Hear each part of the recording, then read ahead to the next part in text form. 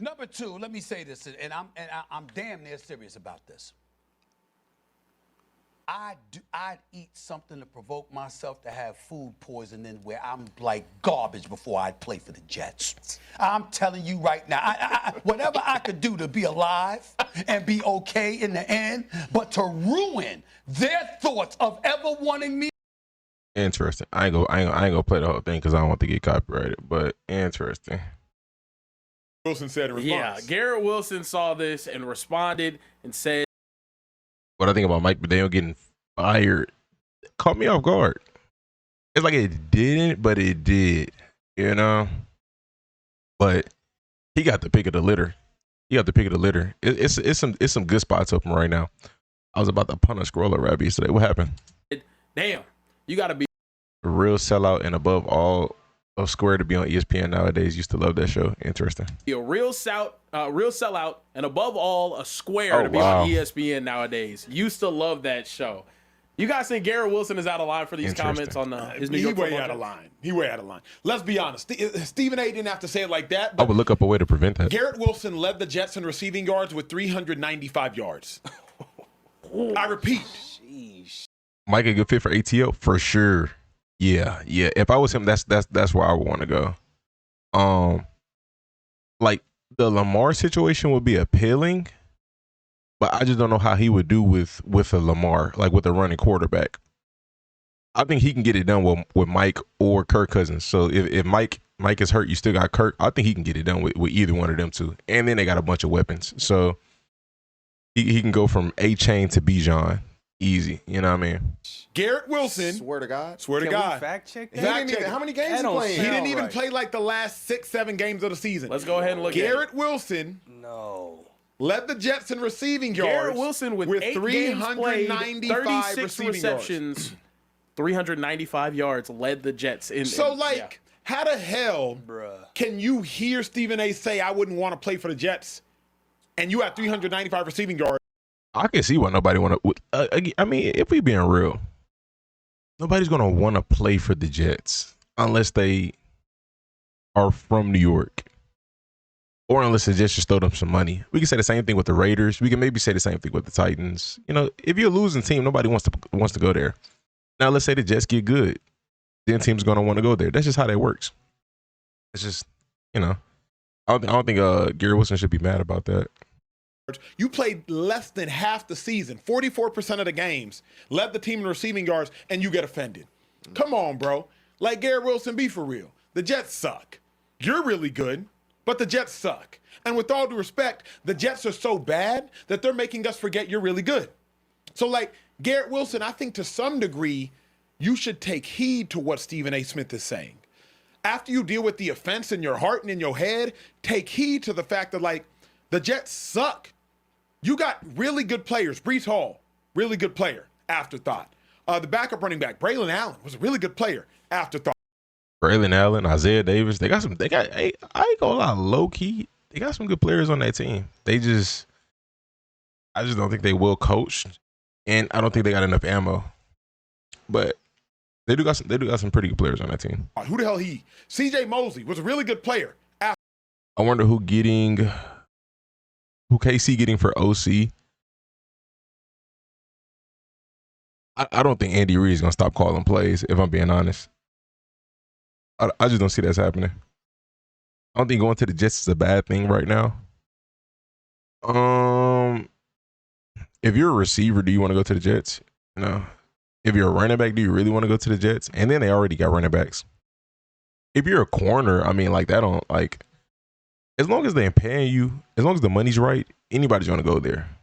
But the money got to be right. I think that come first with playing for a bad franchise. Because who wants to go to a team and willingly lose? You know,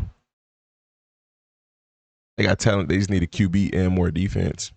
Yeah, but you're not going to turn that around in 1 year. Again, I think the only reason why you're going to the Jets right now is you got drafted there or they're paying you good money. Yeah, Breece going to be a free agent. I'm assuming they're going to franchise tag him or re-sign him, because if they don't, that's a bad organization, bro. Because they had the chance to trade him during the season. So it's like you have to keep him. You have to. Because if you just let him walk for free, that it literally makes no sense. Like zero. Why you think Quentin left? I don't think Quentin wanted to leave. He got traded against his will. I don't think Sauce wanted to leave either. They just, they didn't really have a choice. I think Andy needs to give it up unless he starts being innovative again. Last few years have been stale for sure. Afterthought. Sauce Gardner, allegedly a really good player. Traded, gone, but during the course, afterthought. Quentin Williams was a really good player. Who the hell is he? Quincy Williams, really good player. Don't nobody talk about him. So, the Jets are so bad that they ruin any potential of good. Garrett Wilson, don't get a joke off. Listen to the man. Listen to the man. You know what? I don't mind what he said. He's supposed to defend his team because he there long term. He just signed an extension. He gonna be there. He's going nowhere. Look, moving Here's forward, Mel Kiper. let's talk about some Defend Shedeur Sanders. Shedeur. Mel Kiper went on a podcast earlier today and had some things to say about what he did this season and what he had to do to get the starting job. If Shedeur Sanders is going to be their quarterback going forward, I guess is what I was trying to say. Well, he's got to be Greeny. I mean, what the hell has it got to do? I mean, is we going to get into this negativity again about Shedeur? I mean, I don't know what else the kid needs to do. I mean, Josh Allen had haters in year 3. So if Josh Allen has haters in year 2 and 3 of his career, there's no way Shedeur can avoid it. But I've watched every play, every snap of Shedeur Sanders, and he should be proud of what he had to go through and survive and to come out winning that game yesterday, driving them down to get into field goal range inside of 50 yards to make that field goal and win. Why is Acho doing that? Let me hear it. Kiper's comments today, did he do enough to secure the starting job for the Cleveland Browns next season? Garrett, man, you talented, bro. You my dog. You my dog. He is, Lightweight bro. committed to Baylor. Here's what I Interesting. hate about Mel Kiper's take and Shedeur Sanders' takes. They're all hysterical. He should be proud about what he survived this season. Was my dog, battling cancer like his dad during the course of the season? What'd he survive? Being a backup? Did he survive? I didn't realize, he was in a war getting bombed on. Yeah, no, I don't think it was anything that deep either. But at the same time, from a perspective, you can look at it like he made it out. He ended the season starting. I think that's positive, considering that he began the season number 4 on the depth chart, if I'm not mistaken. So, I mean, it played out pretty positive, I think it's something to look forward to going into next year, that you got a chance that they believe in you. We don't know for sure, but he got a chance. Texas got a running back. Interesting. Every Shedeur Sanders take is so hysterical. He should be proud about what he survived this season. He survived being a backup. T, you start your career as a backup? Maybe you didn't. You did, Yes, huh? I did. Yeah, but we know the Shedeur situation is not it's a very unique situation. It's not a typical backup situation. It's a situation where you're projected to go first round and you went 5th round. You come into the season QB 4 or 3, and you end the season starting. That's a bright thing, for it to play out that way. Because how often? I mean, we don't ever see that a quarterback start the season 3rd on the depth chart and end the season potentially being the starting quarterback moving forward, potentially. So in terms of that, you can say he survived a dysfunctional Cleveland Browns. Stefanski's gone now.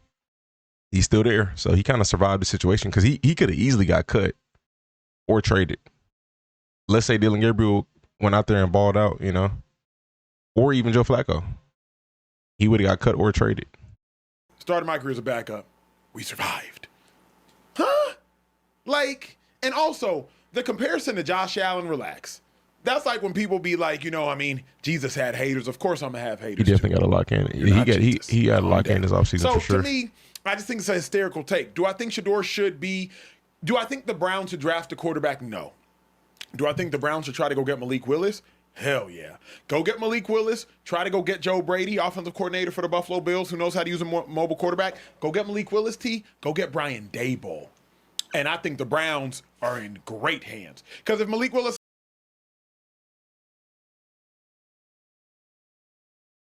I don't know how I feel about that one. Peaches on her. ain't the guy, he ain't the guy. And if Shador is the guy, he is the guy. But at least now you got Shador, you got Malik. Go out there like that's the quarterback room I can rock with. Okay, let's talk about the Malik Willis thing. If I'm Malik Willis, I'm not going to Cleveland. Why Interesting.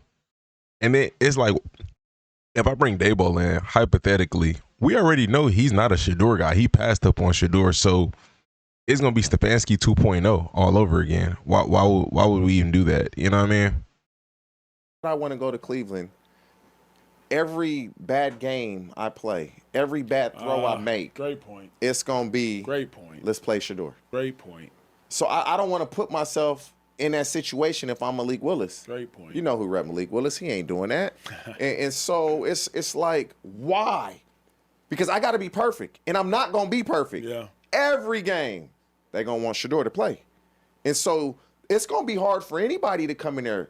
You draft a quarterback. He not going it's hard to be a rookie and play well. That's a good point. Honestly, bro, they should just ride it out with Shador.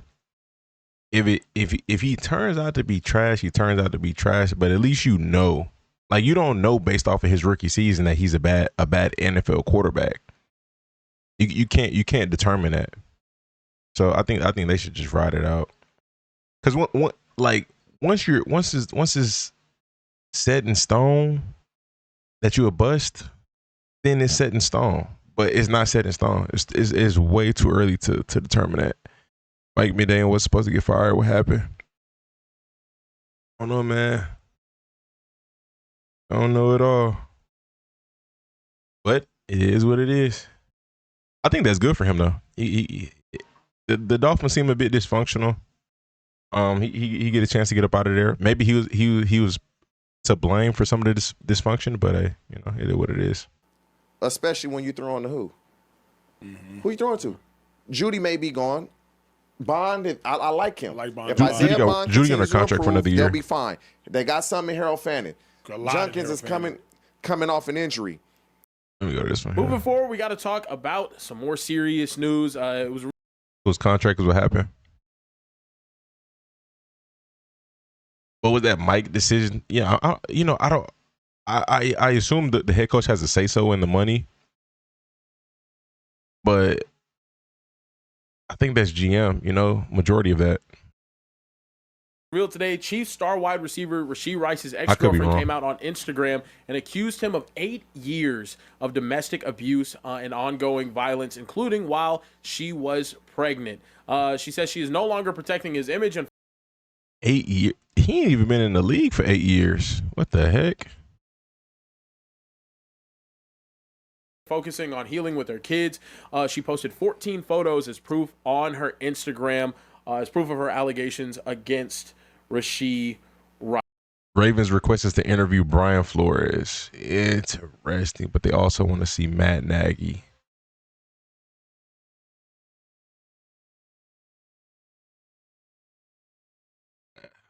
I mean, I'm pretty sure we know who.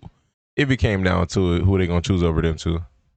Rice, fellas, how do we feel about this situation now going on with Rashee Rice? First off, we have to preface with the fact that these are allegations. Got to preface with the fact that these are allegations. Obviously, in this show, we're going to discuss them not because they are allegations, but discussing them because who they pertain to. Rashee Rice finds himself far too often in things he's been accused of. I think the fans figured they had to choose between him or Tua, and they have Tua a bag. So I don't think you choose between him or Tua because Tua is already locked in there. You can't get rid of Tua. So it's not a him or Tua thing. I think it's you stuck with Tua. Now what do we do with Mike? I think they two totally different situations. It could be that the situation between him and Mike got volatile, and because they're stuck with Tua,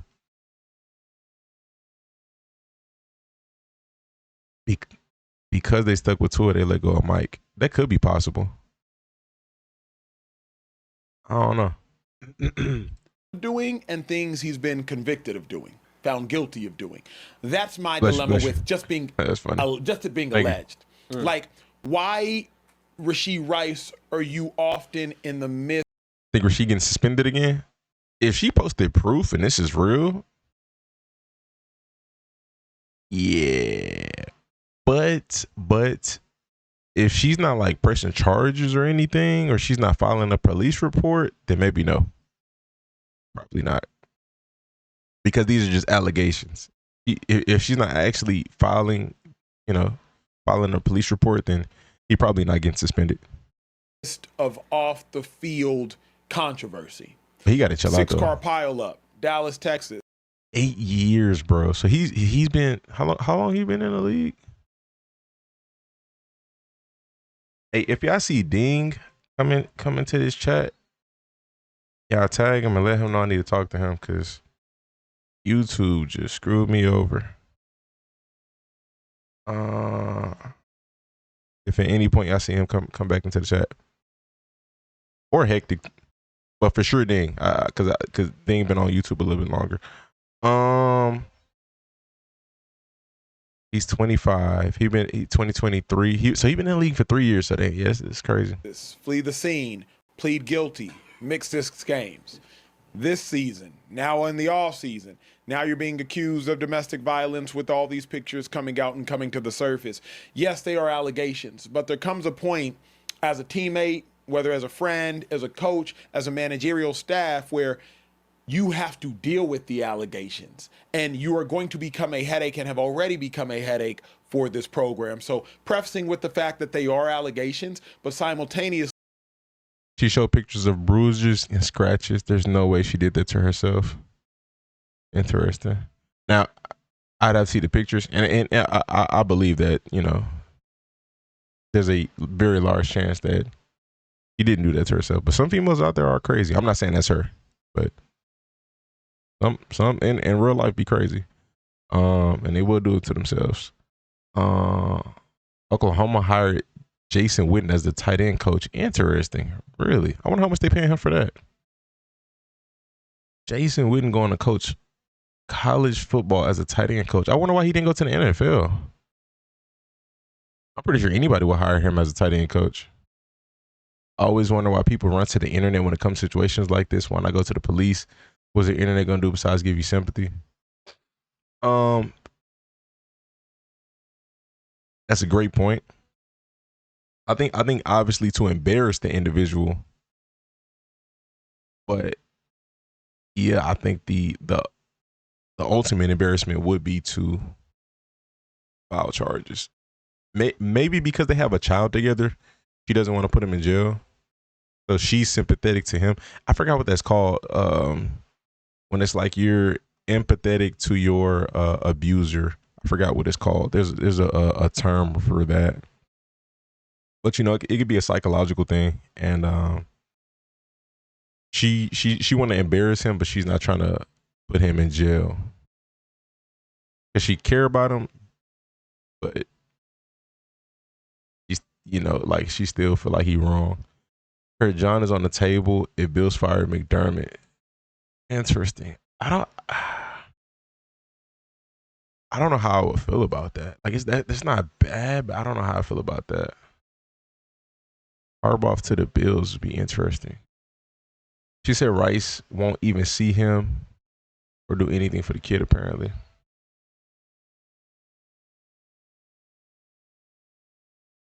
Now, these look like scratches.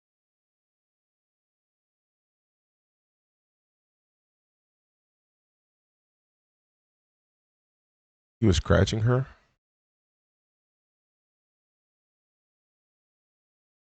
I guess maybe slapping her. I don't know. Stockholm syndrome. Is that the term?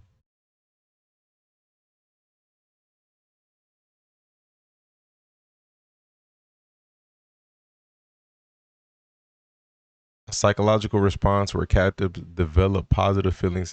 Yep. That shit right there. Yep. That's what it's called.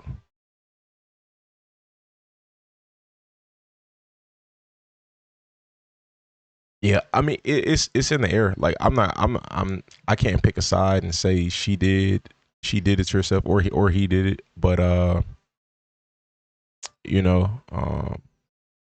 it's a serious situation, and if she really wants something done, she need to go and file a police report. T, there comes a point where, hey, why do you constantly find yourself in the midst of chaos? Again, allegations, right? But I got 3 daughters. Yes, sir. Right? 2 of them are grown, and I have a teenager. I'm just saying this. You touch my daughter, I'm going to prison. And I hope somebody don't try me. I really hope they don't. Because I lived my life. I lived a long life. And I text them today, don't get with no bloop that's going to put me in prison, because I'm doing it.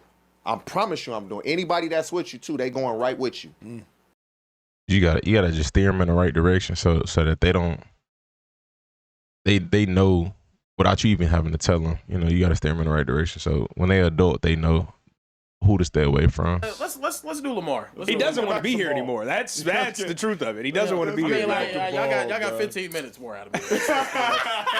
That's all we got. All right, look, today is Lamar Jackson's 29th birthday. His career stats over those 8 seasons in the NFL, he has a 64% completion percentage, 22.6 thousand passing yards, 6,522 rushing yards, 222 total touchdowns to only 85 turnovers, a 102.2 passer rating, 13 game-winning drives, 4-time Pro Bowler, 3-time first-team All-Pro, 2-time MVP, most career rushing yards by a QB already, most rushing yards by a QB in a single season already, tied for the most games with a perfect passer rating at 4, only through 8 seasons of his NFL career.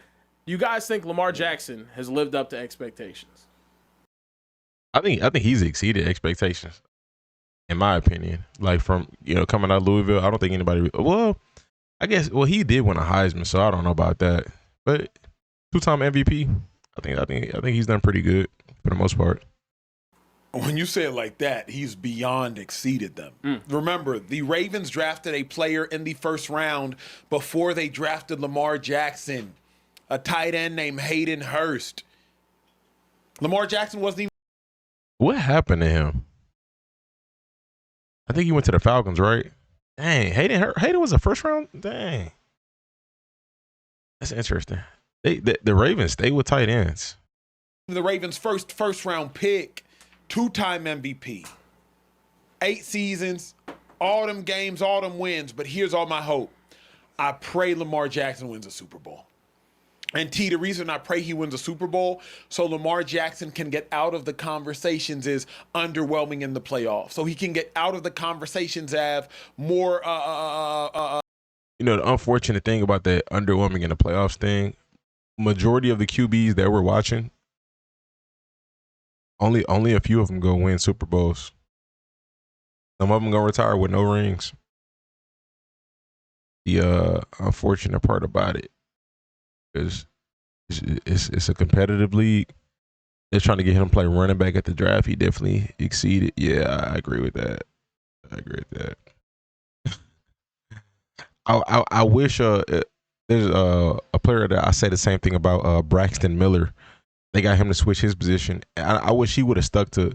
But if the transfer portal was a thing back then, like NIL and everything, he would have switched schools and stayed playing quarterback. But I wish he would have stayed at quarterback, because I think he could have done some Lamar type things, because he was really good.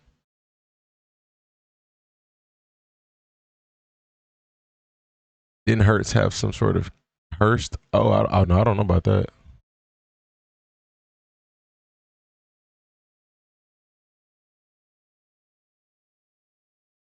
How long do you think Lamar can keep this up?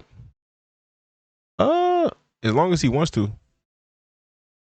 I think as long as he wants to, because at the end of the day, because he has athleticism, that unless he has a crazy injury, he can play in the league for a while. Because once that athleticism kind of leaves you and you become too much of a statue, unless you Tom Brady or Peyton Manning, that processing ain't really, not everybody got it like that. Well, some people still did. Obviously, Aaron Rodgers, big man, played for a while. I think the franchise quarterbacks that we've seen play for 15 plus years. So Lamar he still got a while.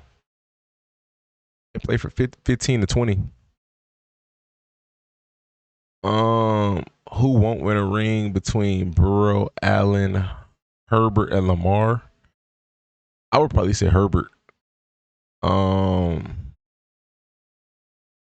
don't know who gets one first between Burrow, Allen, and Lamar though. I don't know.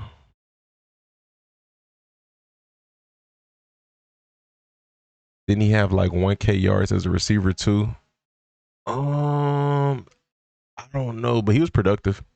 Very much a playmaker.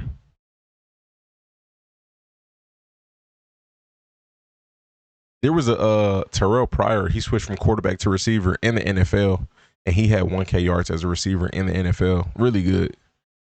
He looked really good. He just I don't know what happened with him. I remember like 2 years into him being a receiver, so he got stabbed, and I don't know. He just kind of like just faded out the league, but he looked good as a receiver. I don't know what happened with him just getting faded out the league. It seemed super random. Crazy stat that Andrews is playing for this long while having diabetes. Mark Andrews. Lamar didn't do anything in a playoff game, potential game for 3 quarters. I mean, you can only do what you can. Again, I think it comes down to play calling. Big time, you know. If your play calling not that great, then, you know, you're going to be held back. And, I mean, obviously, I think their play calling was not that great, you know. They was giving the ball to Rashee Ali when they should have been giving it to Derrick Henry. That's what I was thinking about Pryor. Loop should have made the kick.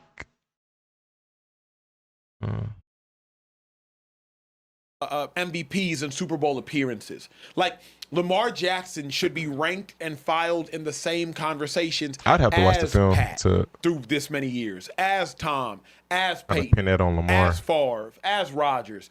2 MVPs through 8 seasons. All those individuals outside of Peyton, if I'm not mistaken, but even Peyton had a Super Bowl appearance, have appearances and/or wins. So Lamar is so talented. I just need him to get that Super Bowl win, because then it fully completes his career. I agree with you. Care Bear, you know who you sounded like? Oh, It was like a boxer that started at lightweight and he was fighting at middleweight. like Roy Jones. and you was just going through his accolades. 64% completion percentage, 22,000 yards passing, 6,500 yards rushing, 102 passer rating. Yeah. 2-time MVP, could have been a 3-time MVP, 3-time undefeated in 3 different weight classes. Yeah. That's what it sounded like. He's exceeded expectations. Number 1, I don't think Lamar is in he's the Peyton last talks. pick of the first round. I don't think he is either, but I think in terms of him being the 2-time MVP, I guess that's what they are comparing him to. He's gonna be a great, but he's not gonna be as great as Peyton, but he's gonna be a great for sure.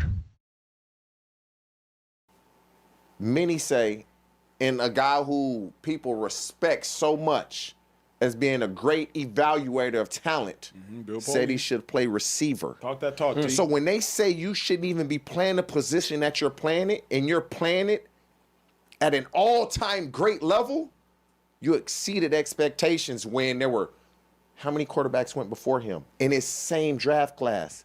You were the last pick of the first round. You sat in the green room with your mother. He would have 3 bowls if Harbaugh wasn't there. But like, I mean, we can't say that because who we gonna replace with Harbaugh? You know, like what we don't know what hypothetical coach would be there. You know, and Pat Mahomes and Andy Reid still exist, so we can't really say that.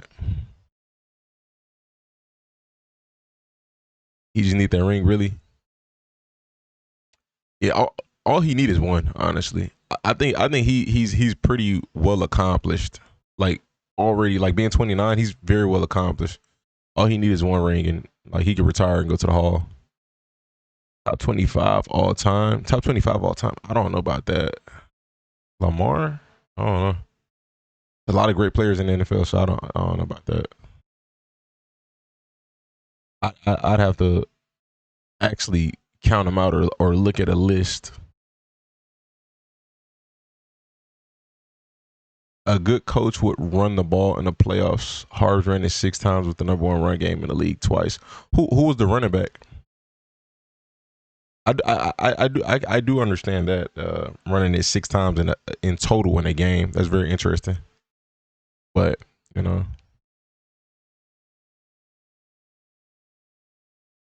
what if conversations? With a smile, like, hey, it is what it is. I'm gonna show y'all. And so 100%, he's exceeded expectations. Happy birthday. The Baltimore Ravens get back to playing Baltimore Ravens defense, and he'll get a Super Bowl. Yeah. Now, I did list off all of these stats. There's one that I did not list. What's that? That stat is 3-5. What's that mean? Playoffs. That is Lamar Jackson's playoff record. Mm-hmm. Gus Edwards, 2023, 15 touchdowns. I mean, the 15 TDs could be goal line TDs, so that could be that could look better than what it is. I remember when what's Jamal Williams led the league in rushing touchdowns. Bro had watching his highlight tape was crazy because it's just 1 yard run, 2 yard run, 3 yard run for touchdowns. So it's like got to take that with a grain of salt. But 2019, Mark Ingram. I don't know. Yeah, I can't really say that. Like they for sure would have won a Super Bowl. Do you guys think, again, given all of the stats what coach that he was has available at that accumulated time? over his first 8 seasons in the NFL, he has lived up to expectations come the playoffs? Hell no. Severe disappointment. Objectively speaking. Honestly, there's a world where you could say for a first-round quarterback, remove all the regular season accolades, for a first-round quarterback to have a 3-5 record in the playoffs is a disappointment. You know what I mean? Like, you could say that for a first-round. But the way he came into the league, if we're talking Lamar Jackson coming into the league, he's exceeded every expectation. Absolutely. The way he came into the league. Absolutely. He's exceeded playoffs included. Because you're the last pick of the first round. But see, here's my problem though, T. And now speaking from a fan perspective. We're looking at it now. You're looking at it because he's Lamar the Great. Yeah. But when he came into the league, he wasn't Lamar the Great. It was he can't throw. Mm-hmm. All he can do is run. He's fast. He's not accurate. When CMC broke the rushing touchdowns in a season, I don't think CMC holds the record for most rushing touchdowns in a season. I never heard that.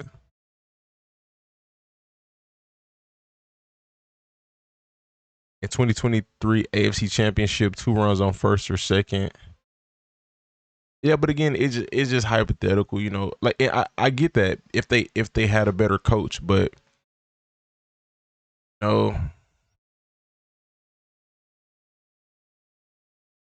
I don't know. It just. I don't know. Again, Andy Reid still exists. Because, I mean, I could say the same thing with the Texans. If we had a better coach than Bill O'Brien, we wouldn't have gave up a 24-point lead to the Chiefs in the playoffs. But it just, I can't say that, we for sure would have won the Super Bowl. Maybe we would have got there, but like that's not guaranteeing us winning the Super Bowl, just because we have a different coach or a better coach,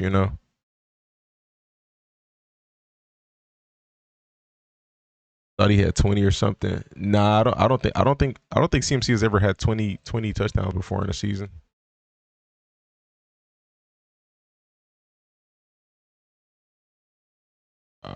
Nah, 10.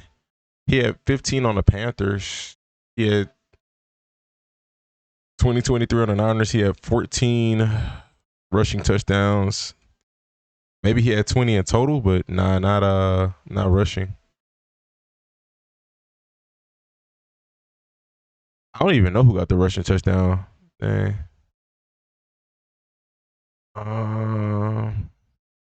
But I don't think it's nobody that's in the league right now.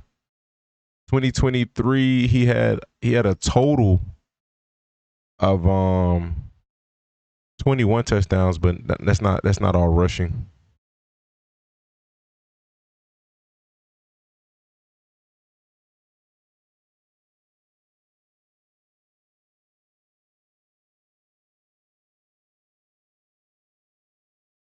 that week before we played the Texans and ran it 40 times. I don't know what happened the next week. I mean, yeah, it's a good point to assume that maybe he'd have a ring, but it's just a big maybe, because you can get to the Super Bowl, but just having a better coach don't guarantee you a win. You still gotta think who's on the other side.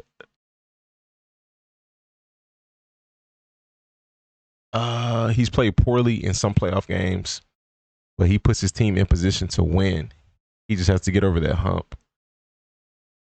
Yeah, at the end of the day, everybody needs to be on the same page. Everybody needs to be making plays. It's a collective.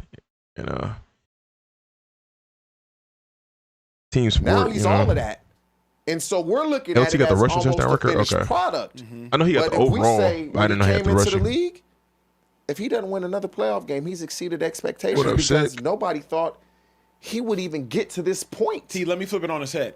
Maybe he's exceeded expectations, but has he exceeded desires? Has he exceeded hopes? Because if you're a Ravens fan, you need more. I agree. Yes, I agree. Because he's shown us now he's truly a generational talent. He's shown us that. He's not just a guy that can run the ball. Yeah. He can throw with accuracy. He can throw with anticipation. Yeah. And when you show us you're this type of player, now we expect more of you. We didn't expect this when he came into the league. He's earned the expectations of, bro, we expect you to be great at all times, so start being great in the playoffs because you haven't been. But the way he came into that league, the way he sat in that green room with his mother, the way his mom is his agent, they said he was wrong for doing everything they said he couldn't do, he's done. Now he just has to do that T, let me at the push most back, important time. because what do they say about the mobile quarterback? They say you can't win the big one. They say That's what they- be honest. you're mobile because you can't. Yeah, I don't think that I don't think that defines. I mean, when you look at today's NFL, everybody is mobile. Literally, like Lamar may be the most mobile, but every quarterback is mobile now. Like in comparison to what Mahomes is now to the Tom Brady and Peyton Manning era, Mahomes will be significantly more mobile than majority of the quarterbacks back then. So I think that's kind of like a I think that's like an older stigma where I don't know if it necessarily fits today's NFL. Read coverage. Sure. You can't throw Sure. You can't. But ultimately, Yes. they don't want that quarterback, whoever the proverbial they don't, we know who they are. They don't want that quarterback, not because that quarterback can't run for a lot of yards, not even because that quarterback can't win regular season games. Because thus far through 60, 70 years of National Football League Super Bowls, that quarterback can't win a Super Bowl. That quarterback whose passing to rushing yardage ratio is less than 3-1 or 3.5-1, that quarterback can't win a Super Bowl. So when you say Lamar Jackson has proved them wrong, they would be like, bro, I told you he couldn't win a Super Bowl, and he hasn't gotten there yet. Meanwhile, Joe Burrow has gotten there. Patrick Mahomes has done what the hell he's done. You know what I mean? Like, Jalen Hurts. Yeah, Jalen's an outlier that proves the rule, though. Yeah. Yeah, Jalen's an outlier to me that proves the rule. But, All I them don't know. central cast pushes. My problem is that, until Lamar gets to a Super Bowl or wins one, in theory, they're still right about the mobile quarterback. We're reading a book. At the start of the book, it looks like it's going to be a ton of struggle. When you get to the end of the book and you see that, he overcame everything that we didn't think he could overcome, we still in the middle of the book. We don't know if it's going to end well or not. We think it may, but when you get to the front and you start reading this book, you're like, this ain't going to end well for him. Yeah.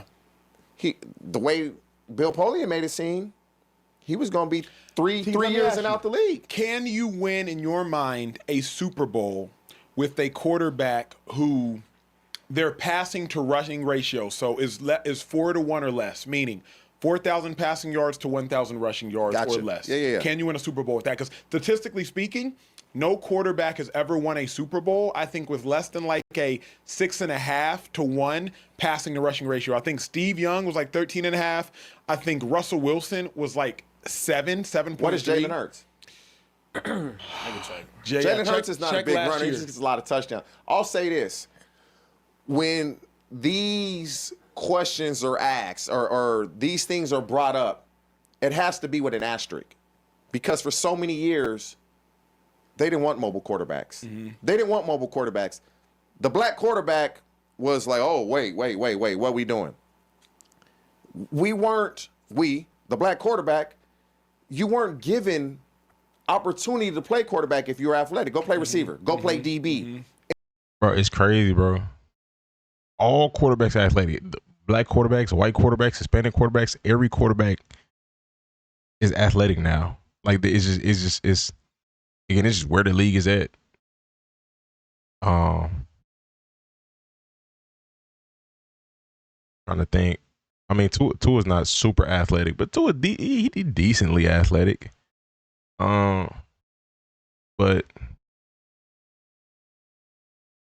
I think when it comes down to winning a Super Bowl, especially right now, the Ravens have been close enough to where we can't write off Lamar's ability to win, because some of the things that have happened have been more so team related and not just Lamar related, you know. So he's gotten close to, you know, within the playoffs, you know, to sniff, you know, have Super Bowl hopes, but I don't think it has anything to do with his mobility more than it does his team. But that's just my opinion on that. Bro, athletic a little, yeah, bro, athletic, yeah. He like I be saying that, but I be saying I feel like I've said this a few times. He reminds me of like Big Ben, Ben Roethlisberger, because Ben used to be able to move in the pocket a little bit. Obviously, in his older years, he wasn't running around like that, but he could still move in the pocket. Bro, a little bit more athletic than him, but it's like they're a little bit similar in my opinion. Someone has sold Lamar 3 straight years. Zay fumble, 1 yard line. 2024, Andrews 2-point play. 2025, loop miss kick. Yeah, I don't think it's all because of Lamar's bad play. You only say that because of the outcome. I'm a Ravens fan. Overall though, like I don't think it's like not even just because of Lamar's bad play. I don't think it has anything to do with him being a running quarterback, you know, or again him just overall playing terrible, you know, as to why he hasn't gotten a ring. I mean, you could ask him to play perfect, but at the same time, you know, I rarely think any of these guys have to play perfect, or if they do, you know, maybe it's always something, you know, because we can have the same conversation about Josh Allen, you know, and it is what it is. What up, Sosa? Do I think firing McDaniel was the right move? I don't know. We gonna see. I genuinely don't know. Don't know, man. I'm not really for it, but you know, if like I could see maybe some reasoning why behind why it made sense, but I don't know. What same combo with Josh? Well, you know, I guess why hasn't Josh haven't won a Super Bowl? You know, you had the same combo. You know, Lamar hasn't won a Super Bowl because of X reasons. Josh hasn't won. You know, any of the great quarterbacks in the league who haven't won a Super Bowl yet, or haven't even been to a Super Bowl. You know, everybody has their reasons. At the end of the day, it's a team sport. You know, because like you can ask them to play perfect, you can ask them to be clutch, but it's a team sport at the end of the day. And it's not only going to take their teammates, it's going to take their coaches. It's going to take the front office putting together a good team. So it's not, it's, I think it's hard to just put it on just them, you know, because I think they're great quarterbacks.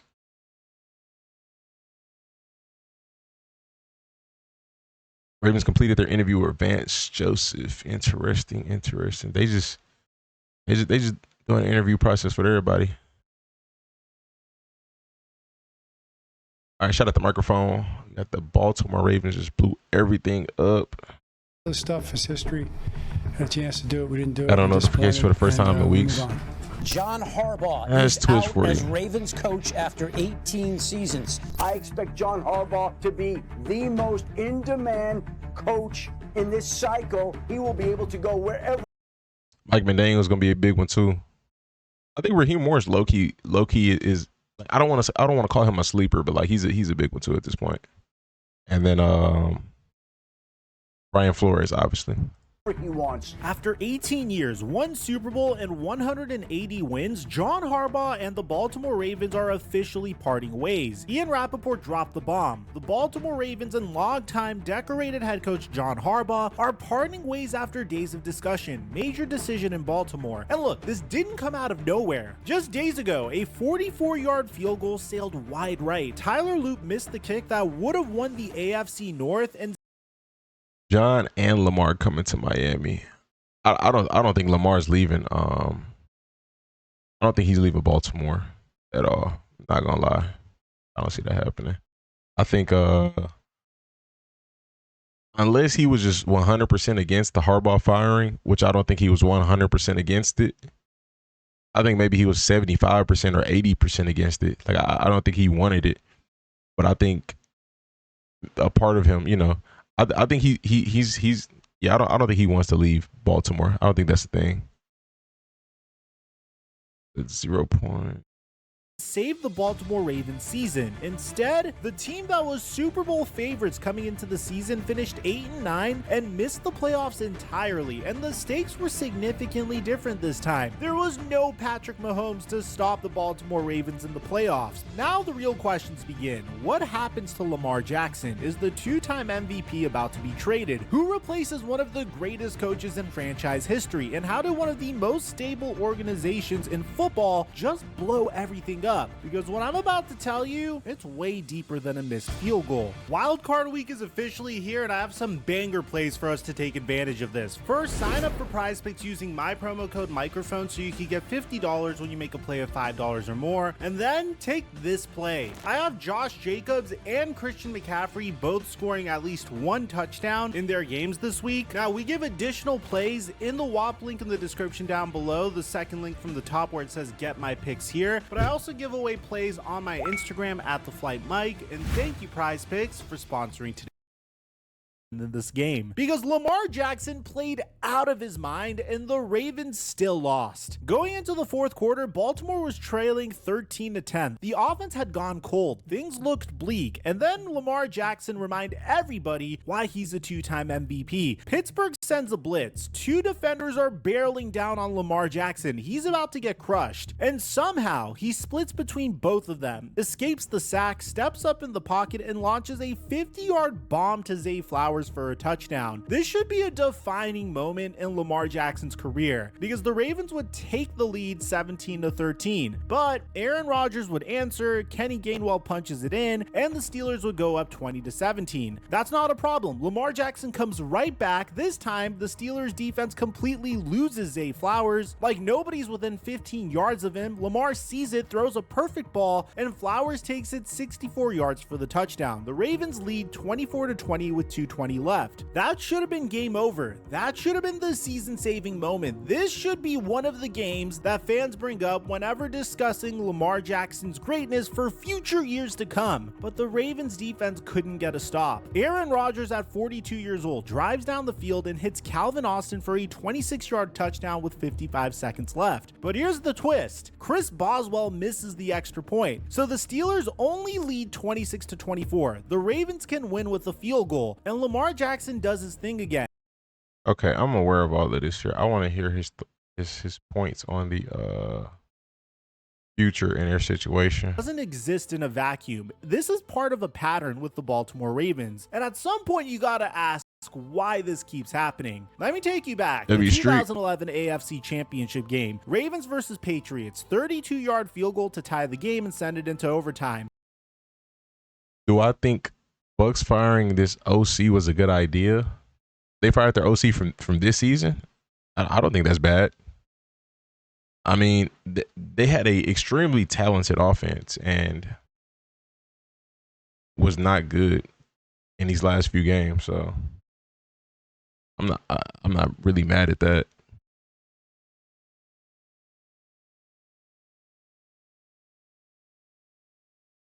But Billy Cundiff hooks it left and the season's over. The 2023 AFC Championship It definitely is a lot of game, coaching changes Chiefs. Zay so far. Flowers catches a pass at the 1-yard line, has the touchdown in his grasp. Then he gets the ball punched out. Fumble, season Dang, over. that's tough. Then the That was a good play by the 2024 defender. AFC divisional round, Ravens versus Bills, game tied. 2-point conversion to win it. Lamar Jackson throws it to Mark Andrews, but he drops it, season over. And now 2025, Tyler Loop, wide right, season over. But it's not just the postseason. The Ravens went 0-4 in games decided by 5 points or less this season. 0-4 in close games. This team just couldn't close. And under John Harbaugh's entire tenure, the Ravens are 45-61 in games decided by 5 points or less. Those 61 losses are the most in the NFL since Harbaugh took over in 2008. Let me take you back to this season. Week 1, Ravens at Buffalo. They build a 40-25 lead in the fourth quarter. Josh Allen throws for 250 yards and 3 touchdowns in the fourth quarter alone. Baltimore Ravens for 18 years. He won a Super Bowl with Joe Flacco back in 2012. He's got a 180-112 career record. Only Mike Tomlin has been with the same team longer, and now he's gone. Rashee broke the news, saying that the Ravens and longtime decorated head coach John Harbaugh are parting ways after days of discussion. Days of discussion. That means that this wasn't a snap decision. This was Steve Biscotti, Eric DeCosta, and They re-signed Tyler Huntley earlier this season. Harbaugh sitting down and having hard conversations about W whether this streak. relationship could continue, and they decided it couldn't. Look, before the season ended, Adam Schefter was asked about Harbaugh's job security. The coach that people really should be focusing in on in that division is the Baltimore Ravens' John Harbaugh. That seems to be a situation right now that's up in the air. He said both sides would need to meet after the season to discuss what direction they wanted to go. Well, they met, and they decided to go their separate ways. Now, there were some people defending Harbaugh. Josina Anderson went on Twitter and said, there are teams who wish they could have the foundation, culture, and consistency that Harbaugh has built in. Did he play in the league? I know his brother played in the league. I think his brother played quarterback. Jim? I think Jim played quarterback.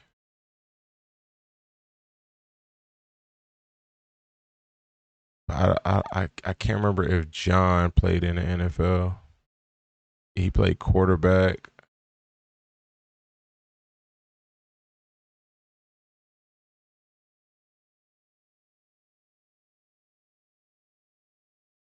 He played DB. Interesting. But he didn't play in the NFL.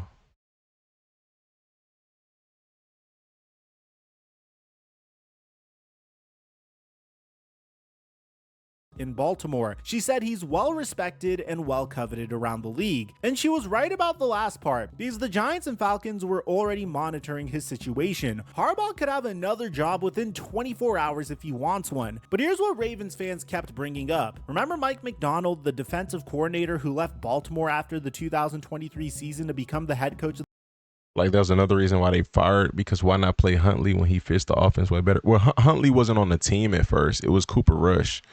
So, because Huntley was on Browns, so they ended up getting Huntley back, but Cooper Rush was already higher on the depth chart, so they played Cooper Rush first because he already been here the entire season, or been there the entire season.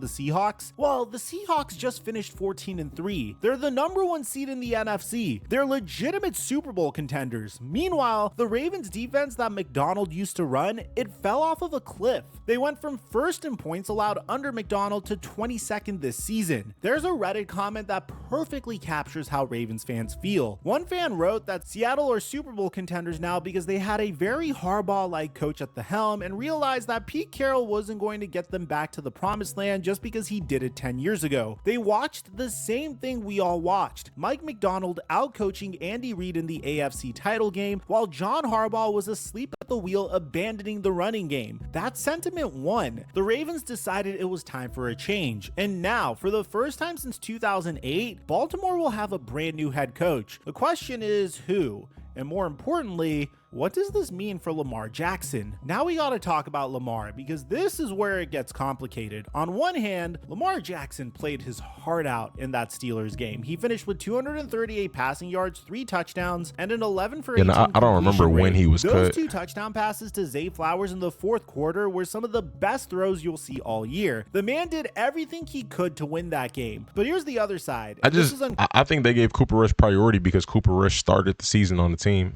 I don't think Huntley started the season on the team, but yeah, I could be wrong. Comfortable to talk about. Remember that column from Mike Preston in the Baltimore Sun? The one that dropped right before Christmas? The one that our last Lamar Jackson video was on? He wrote that Lamar stays up late playing video games and falls asleep in team meetings, that there are team rules and then there are rules for Lamar Jackson, that Baltimore practices in the afternoon instead of the morning because of Lamar's schedule. Preston even said that it's clear that coach John Harbaugh has become tired of Jackson. Now, Harbaugh denied all of this, saying this in an interview. Our relationship is A+. But the fact that a longtime Ravens beat writer felt comfortable putting that. Some of these dudes be exaggerating stuff, so I'm not taking that with I'm taking that with a grain of salt. But the interesting thing is them changing the practice time because it works better for Lamar. That's interesting, but in print tells you that something is going on behind the scenes. Now, Ravens fans commented on Trae my Young last gone. video and informed me. Did the Hawks get any picks back, or it was just straight up CJ McCollum and one player? Is the other dude who got traded with CJ nice? Like that looked like a lopsided trade, or am I wrong?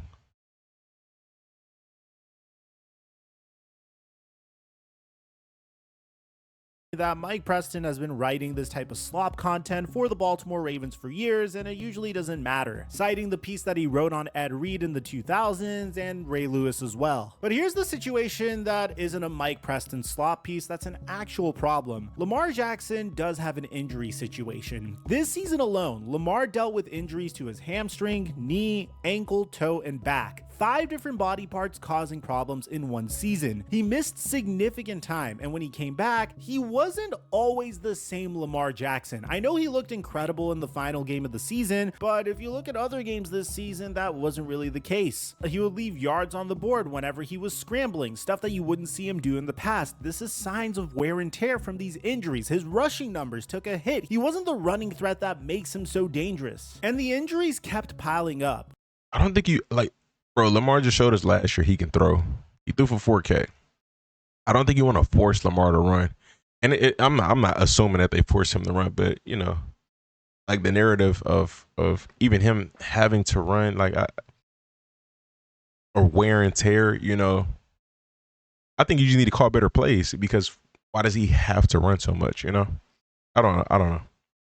So what happens next? Well, here's where the money comes in. Lamar's cap hit in 2026 is $74.5 million. That's the 3rd highest in the entire NFL behind Deshaun Watson and Patrick Mahomes. The Ravens have to do something about that number. They can either give him a new extension worth around $60 to $70 million a year to spread it out, or they can explore a trade. And yes, there are teams that are interested. The Las Vegas Raiders have a They say he would sleep in meetings, but he sits in the front. How you gonna be asleep while you sit in the front? I mean, I've done that before. I've definitely dozed off in meetings, and I'm in the front. You know, when you tired, you know. Your eyes just start getting heavy, and you just start dozing off. So, but that don't mean he was fully asleep. I mean, actually, you could low key. He probably dozing off though. But again, even if he was, like, I'm pretty sure it wasn't even that deep.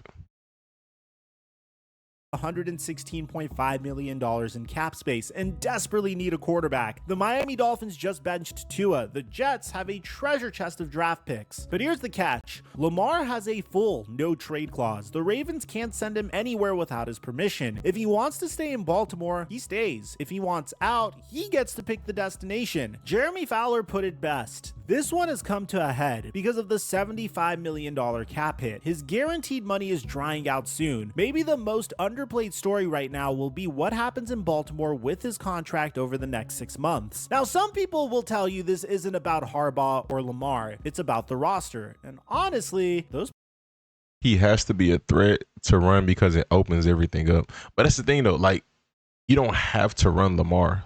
Like him being able to extend the play and get out the pocket, like you can run him occasionally, but you don't have to force it or spam it because teams are going to respect that. And if he's passing consistently and they're not respecting it, then he could take advantage of it. So you don't have to force it. It's they're going to respect it regardless. And if they don't respect it, then you take advantage of it. But like when you go into the game, you know it's Lamar. You know at the end of the day, he's the most mobile quarterback in the league. So it's not something that you have to, you don't got to portray, like try to be something that you already are. You are that, That's why they're going to grab Henry.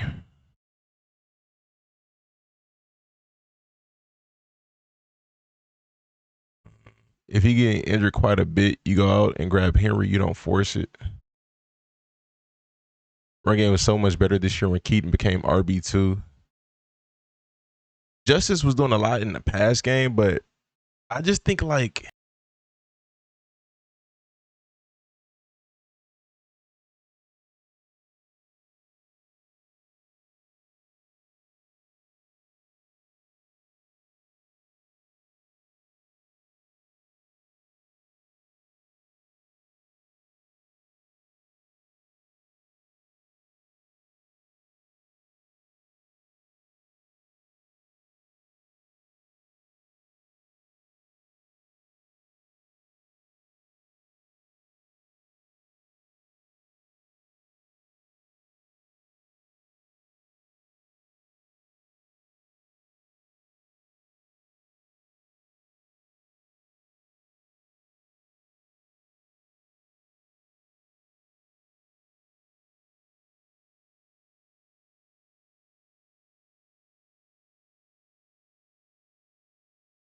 they can explore a trade. And yes, there are teams that are interested. The Las Vegas Raiders have $116.5 million in cap space and desperately need a quarterback. The Miami Dolphins just benched Tua. The Jets have a treasure chest of draft picks. But here's the catch. Lamar has a full. The last big free agent contract they gave out was basically Derrick Henry. And Solak's point was this: you can't draft this good forever. Even if you're a good GM, you're going to catch 2 or 3 bad years where your draft picks don't hit. And when all you do is draft and develop, eventually you run out of talent in those depth spots. Look no further than their offensive line. Their guards ranked 33rd and 34th in PFF grades. They let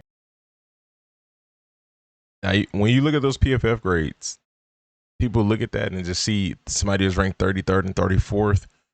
But in between that, it'll be guys who only play one game. So those rankings are likely higher than that.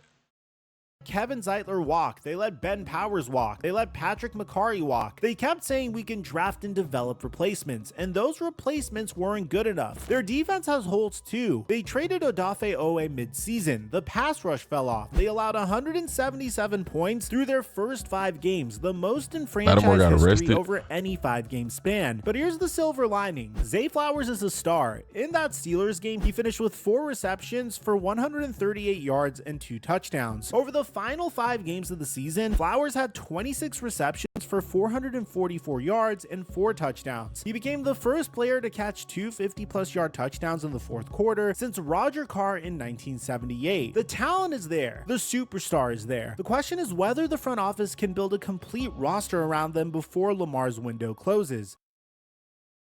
I want to put this season in historical context because what happened to the Ravens is actually historic for all of the wrong reasons. The Ravens became the first preseason Super Bowl favorite to miss the playoffs since the 2008 New England Patriots. And you know what happened to those Patriots? Tom Brady got hurt in the season opener. They had an excuse. The Ravens didn't have an excuse. They had Lamar Jackson for most of the season. Lamar was hurt though this year, so I think that's a valid excuse. And the defense wasn't great. Derrick Henry. They had one of the most talented rosters on paper, and they finished 8-9. They started 1-5 for the first time since 2015. They went 3-6 at home, a franchise record for home losses. They lost 6 games after leading by double digits since 2019, tied for the most in the NFL. And it all came down to a 44-yard field goal that Tyler Loop couldn't make. The silver lining is the Ravens will pick 14th overall in the 2026 NFL draft. And do you know what happened last time they picked number 14? 2022. They took Kyle Hamilton. So maybe they can find another franchise-altering player. But that's a long way off, and it doesn't fix any of the problems they have right now. So where does this leave us? Hope you're doing John good. Harbaugh is out. After 18 years, 1 Super Bowl, and 180 wins, the Ravens are starting fresh. The Giants and Falcons are already interviewing John Harbaugh, so expect Harbaugh to land on his feet. He might even be a head coach again before the month is over. But what about Baltimore? Who's the next coach of the Ravens? The Browns already requested an interview with Todd Monken for their head coaching vacancy, so the offensive coordinator might not be around either. Lamar Jackson's contract situation has to be addressed. They can't run it back with a $74.5 million cap hit. Either they extend him or make him the highest paid player in football again, or they start having very uncomfortable conversations about his future. And now that Harbaugh is gone, does Lamar even want to stay? The roster needs upgrades, both guard spots, edge rusher, depth everywhere. They need to stop relying entirely on the draft and actually spend in free. At the end of the day, I don't think paying Lamar is a question, because if they don't pay him, and this is hypothetical, I think they're going to pay him. If they don't pay him, somebody else is going to pay him. So you might as well pay him. Like that doesn't make sense to me. Somebody in the NFL is going to make him the highest paid quarterback if he were to hypothetically go to free agency. So I don't think you take your chances with a rookie over Lamar Jackson. Agency for once. And Tyler Loop, he's going to have to live with that miss for a very long time. But the truth is, it shouldn't have come down to that kick. The Ravens shouldn't have needed a miracle in week 18 just to make the playoffs. They were supposed to be Super Bowl champions at least once by now. Instead, they're sitting at home, watching the Steelers celebrate, watching Mike McDonald's Seahawks get ready for a playoff run. Their head coach is gone, their quarterback's future is uncertain, and see, but the thing is with Nick plays the same role as Kyle Hamilton. So y'all needed a deep safety, which Malachi was. And it's not to say Nick can't play that, but that's what he's doing for Seattle. For the first time in almost 2 decades, Playing request to see Arthur Smith. What wow. the Baltimore Ravens are going to look like next year. Let me know what you guys think about this in the comment section down below. Aside from that, I'm your boy Mike. I'm dropping our mic until our next upload. If our Darius didn't get hurt in the offseason, our defense would really be like that.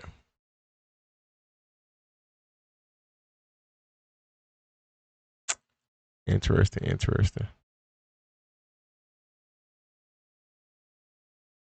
Are often heavily debated. LeBron or Jordan, Messi or Ronaldo. They're questions that'll never have a definitive answer. But in the NFL, the answer is clear. On offense, it's Tom Brady. And on defense, it's Lawrence Taylor. He's head and shoulders above whoever the next player is. And I've been fortunate to coach a lot of great defensive players, but you talk about Lawrence Taylor now, that's a whole different conversation. He won 3 Defensive Player of the Year awards. He's one of 2 defensive players to ever win MVP. And he completely revolutionized the way his position is played. This is the story of Lawrence Taylor, the greatest defensive player of all time.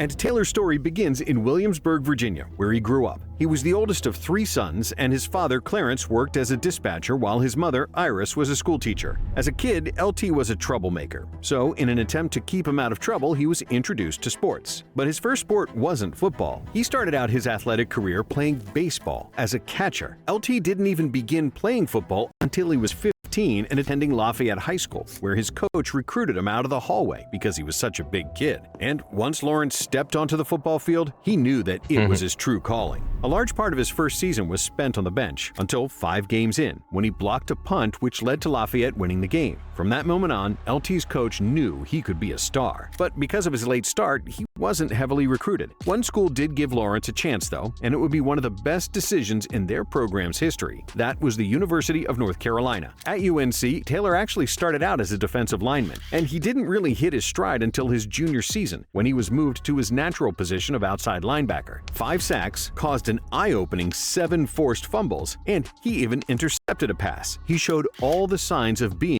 Wait, he started at what position? Did give Lawrence a chance, though, and it would be one of the best decisions in their program's history. That was the University of North Carolina. At UNC, Taylor actually started out as a defensive lineman, and he didn't really hit his stride until his junior season, when he was moved to his natural position of outside linebacker. 5 sacks, caused an eye-opening 7 forced fumbles, and he even intercepted a pass. He showed all the signs of being an elite defensive player, and still had so much room to grow. Prior to his senior year, his head coach, Dick Crum, said, "When Taylor has his mind on business, he's as good as there is. I'm talking about everybody in the country now. He is that talented, but he's got to stay mentally ready every Saturday. As coaches, we can help him get there, but in the end, he has to develop that intensity himself. If he does, he's going to be a great one." Well, Taylor seemed to have his mind on his business his senior season, as he racked up 69 tackles, 22 tackles for loss, forced 3 fumbles, and had 16 sacks. His 16 sacks set a still-standing school record for the most in a season. But it wasn't just individual success for Taylor that season. The Tar Heels went 11-1, winning the ACC championship and were ranked 10th in the final AP ranking. LT was named a unanimous first-team All-American for his efforts, as he led the unit that finished 8th nationally in scoring defense and 11th in total defense. Taylor was also named ACC Player of the Year, becoming only the 4th defensive player since 1953 to win the award. Lawrence's play was described by his coaches with 2 words: reckless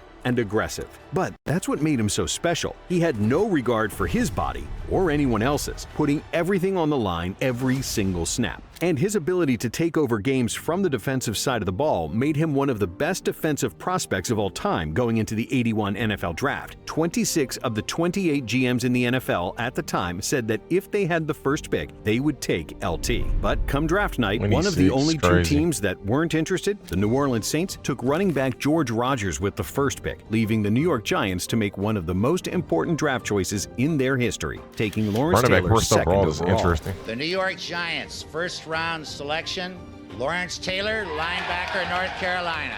And it didn't take long for LT to start dominating the NFL competition. Lawrence Taylor was a different story. Lawrence Taylor from day one impacted the team, showed he was the best player on the field, way better than everybody else, and built the defense around him from that point going forwards. In fact, in his very first training camp practice with the Giants, LT went from the 3rd team defense to the 1st team before the practice was even over. And the rest of the NFL quickly learned what the Giants had seen all summer, because during his rookie season, Taylor set the league on fire. His ability was something never seen before. He was, quite literally, his very own blitz package. Before LT's arrival, a blitzing linebacker was pretty much an afterthought, dealt with by keeping a running back in to deal with the extra pressure. But Taylor paired superhuman physicality with elite pass rush moves to easily blow past those blocking schemes, which led to the greatest rookie season ever seen from a defensive player. Unfortunately, tackles weren't an officially recorded stat until LT's career was over, but the rest of his accolades speak for themselves. He recorded 9.5 sacks, an interception, and a fumble recovery, earning both NFL Defensive Rookie of the Year and NFL Defensive Player of the Year honors. Taylor became the first rookie to ever win an Offensive or Defensive Player of the Year award, a feat that has still not been repeated to this day. He was also named first-team All-Pro that season. And the craziest part is, LT was just getting started, because despite teams having a year of film on Taylor and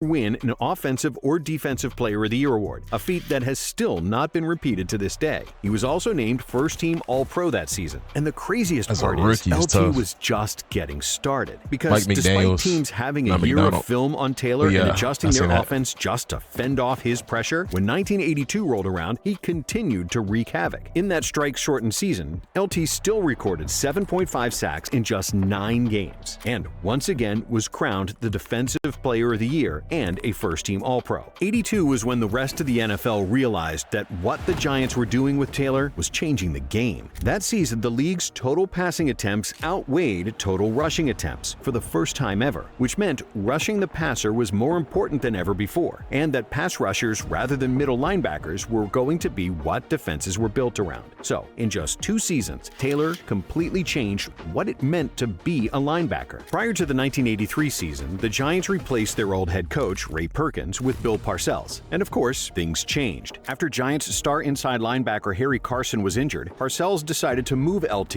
into his inside role, which led to less pass rush opportunities, and it caused a lot of friction between the two. He was a great coach. I mean, the first week that I come to, I'm practicing. So he kept telling me that every day I couldn't do nothing right.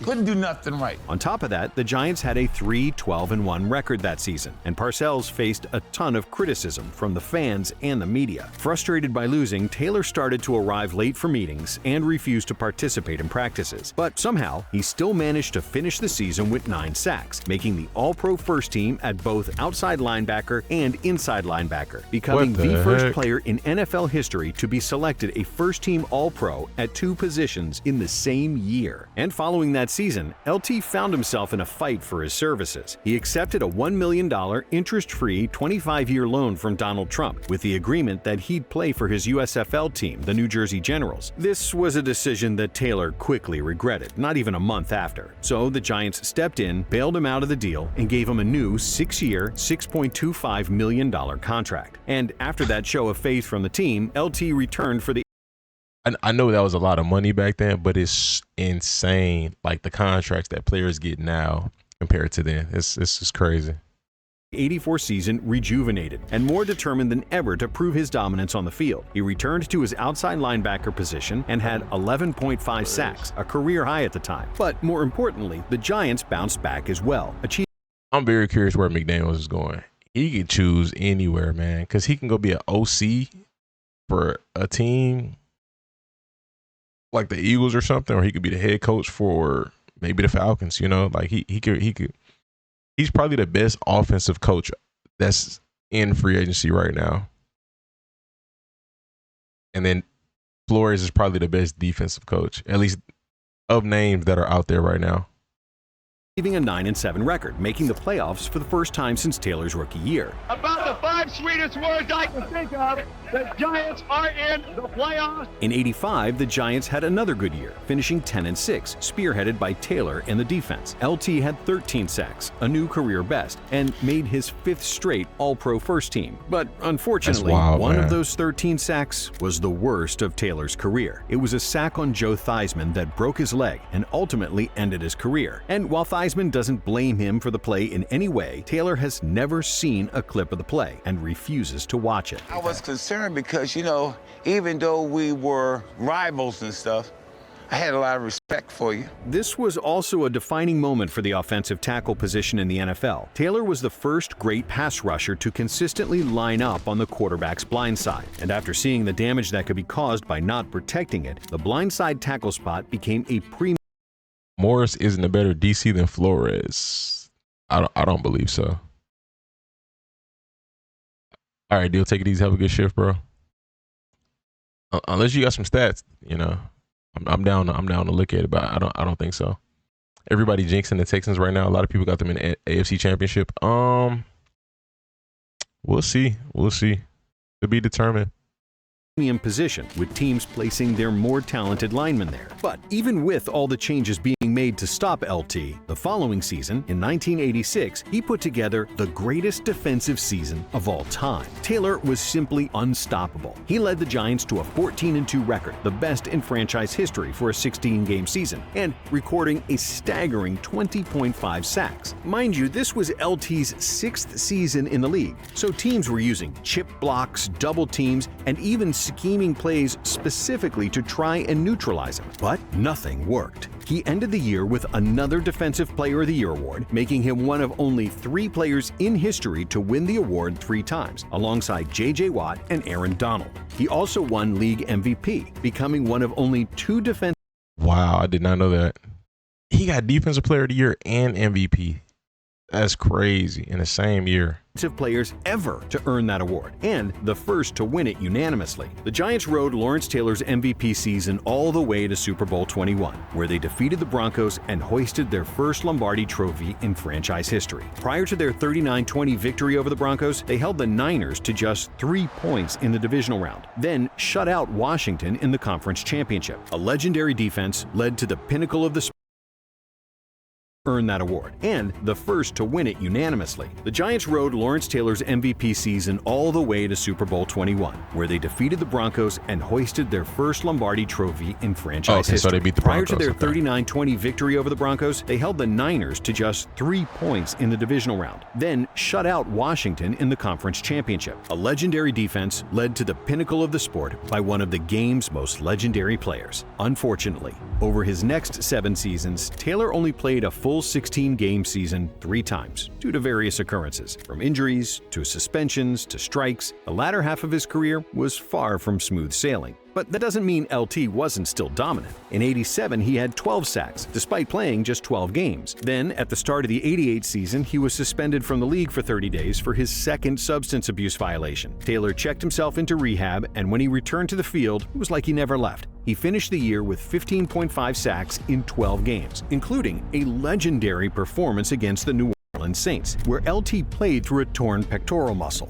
During the game, he forced 2 fumbles, had 7 tackles, and 3 sacks, all while being seen on the sidelines in agonizing pain between possessions. That is crazy, 1989 was Taylor's final first-team All-Pro season. He recorded 15 sacks and played the back half of the season injured again after he fractured his tibia. His dominance was still clear, but following the season, the Giants hit a crossroad. The Big Blue Wrecking Crew defense they'd become known for was aging. Their leader, Harry Carson, retired the year prior, and now LT's contract was up. Do you pay the 31-year-old team legend who missed significant time over the past few years, or move on? Well, just 4 days before the 1990 season opener, the Giants made their decision. They made LT the highest-paid defensive player in the league, inking a 3-year, $5.5 million deal. It was a decision that quickly paid off for the G-Men. Taylor played all 16 regular season games and led the Giants to their second Super Bowl in franchise history, defeating the Buffalo Bills. Following the season, Coach Bill Parcells, who LT had become close with, retired, and it became a matter of time before Taylor would call it quits himself. He ended up playing in the league for another 3 years before finally deciding to hang it up. His final game was a divisional round loss to the 49ers, and he said following the game, "I think it's time for me to retire. I've done everything I can do. I've been to Super Bowls, I've been to playoffs. I've done things that other people haven't been able to do in this game before. After 13 years, it's time for me to go." LT finished his career with 142 sacks, 33 forced fumbles, 11 fumble recoveries, 9 interceptions, and 2 touchdowns. His 8 first-team All-Pro nominations are tied for the most ever for a defensive player and made him an easy Hall of Fame choice in his first year of eligibility. But the greatest form of recognition comes from other all-time greats, especially coaches. And when reflecting on Taylor's storied career, John Madden said, "Lawrence Taylor defensively has had as big an impact as any player I've ever seen. He changed the way defense is played, the way pass rushing is played, the way linebackers play, and the way offenses block linebackers." And Bill Belichick, who was the Giants' defensive coordinator during LT's time there, said, "I had the honor of coaching the greatest defensive football player in the history of the game. He helped make me a great..." Oh, but Bill had 2 rings with them? I didn't know this. I remember him obviously coaching LT, but I didn't know he was the DC.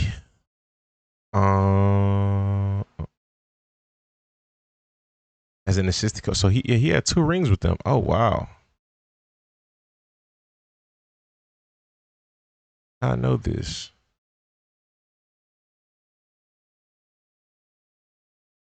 Great coach. And what more really needs to be said after that? Thanks for watching Blitz. If you enjoyed the video, feel free to subscribe for more of the best NFL. Watch you got put on game. I didn't know. I never knew he won an MVP or Defensive Player of the Year in the same year. So the more you know. Will May get Offensive Player of the Year in the AFC if he doesn't win MVP? Yeah. They split OPOYs up per conference, right? So yeah, I think so. Oh, you know, let me try the Packers this game. I said I was gonna try them.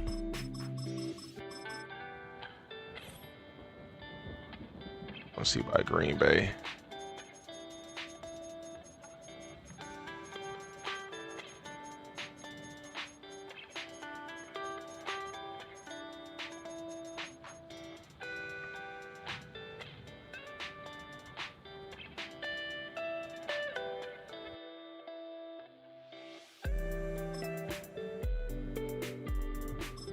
Re-download it, Madden. Would you have to make some space? This place first opened way back in 1957. We are inside legendary Lambeau Field. Hurts can still win. I just can't prove it. Interesting. Coming up, we've got what should prove to be a good one, as it'll be the Kansas City Chiefs taking on the Green Bay Packers. Set to go in a rematch of what would come to be known later as the first Super Bowl. The Chiefs and Packers are underway. And that would not return.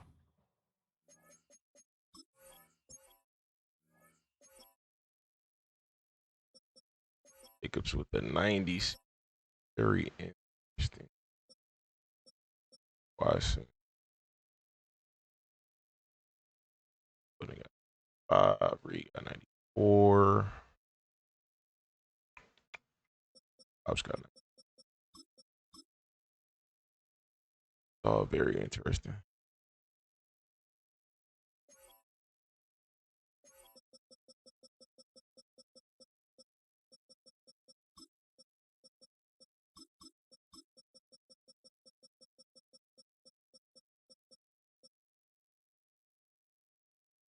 I forgot Savion on this team.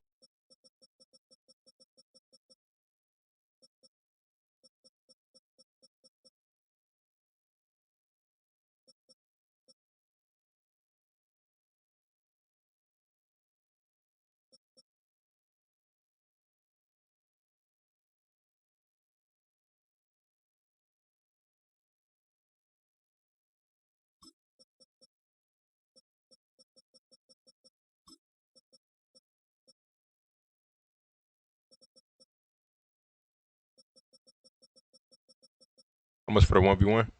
For the free ski. I don't know if I'm playing another game after this though, but we'll see.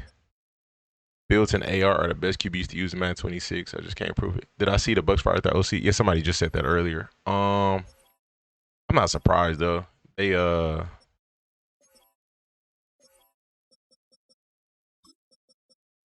underperformed as an offense this year, especially down the stretch. Goodness gracious, the center is terrible.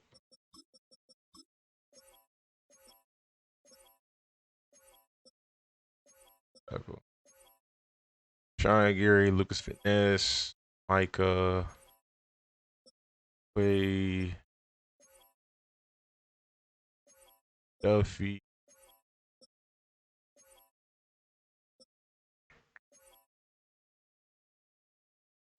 Really play base with them.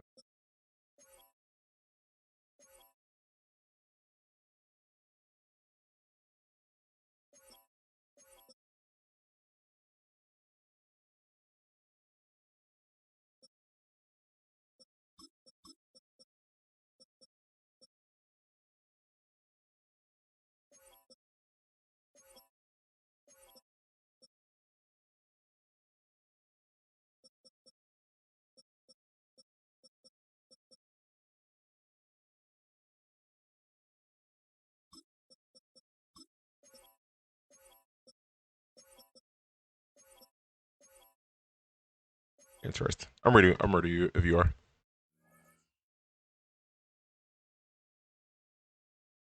They got better passing mechanics than Stroud, Lawrence, Mahomes, and Burrow.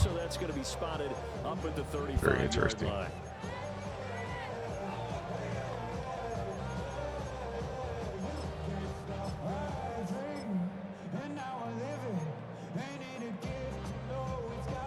Ball up to the 35 now as they come up on 1st and 10. Right to the air is Mahomes. He'll check this one down to Pacheco. And he slips up past the 45 before being tackled. 13 yards on the game's opening play. Nice little nifty play for him there. That's the ability to read a defense and utilize players that don't often get picked up in coverage easily. And I'm talking about being able to use the backs out of the backfield. Because I know that when I used to cover, hey, we got everybody oh, he just snuck out there, and they just got a nice first down there. What do we love to say? Get those backs into space, right? And they were able to do that there. Nice pickup on first down. Throwing now is Mahomes. That was a good throw. That is caught downfield. It's Worthy. And he is out of bounds, but not before he's inside the 30. So into Packer territory now. Here's 1st and 10 as they're down to the 29-yard line. 1st and 10 at the 29-yard line. Mahomes now to throw. That'll be caught by Rice. Down inside the 10. And he will take it on. Play, good play. Chiefs touchdown. Rashee Rice, 28 yards. And the Chiefs have taken the early lead on the road here at Lambeau. 3 plays already in the end zone. That was quick. We always talk about the Rockets trade for Harden. What they want to do before they go into a game, and they practice. Interesting. Their script and the plays they want to open with. Why not just pick up CP3? Cheap option. Get you a pure point guard. He can run a second unit.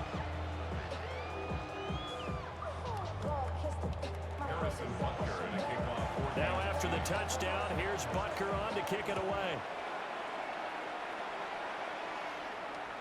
And that one not returnable. It's over the Rerun second unit. I thought Reed was starting a point. Up at the 30-yard line.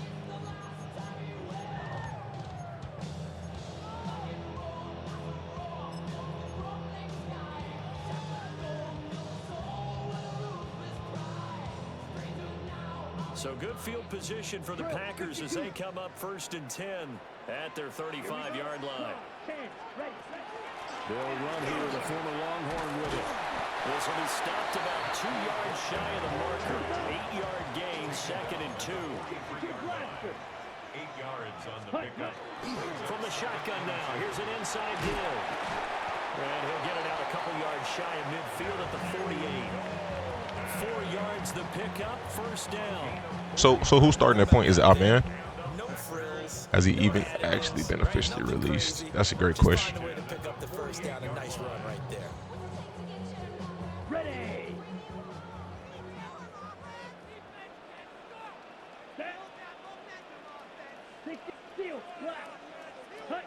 To pass, here's Jordan Love. Oh my gosh.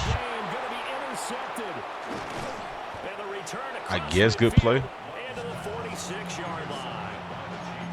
Oh, timing is everything on a route like this. Oh, they were looking at a trade partner for CP3. I don't know why I thought they cut him. Chances are there's going to be someone there, and sure enough, this one's going the other way. First carry now for Kareem Hunt. And down inside the 40 to about the 38. A solid run on 1st down. Gain of 7 leaves him with a 2nd and 3. Extra receivers don't spread the defense out, and they were able to come through with a slashing run. But to that point, it's going to be interesting to see the personnel chess match as this one progresses. Yeah, you're exactly right. Can they continue to create running lanes out of passing sets? And if so, it's going to be a long day for the defense. And they'll wind up getting this one all the way down inside the 20. 22 yards on the catch. Right, starting a man, Tari, KD, Jabari, Adams, because Sengun is hurt.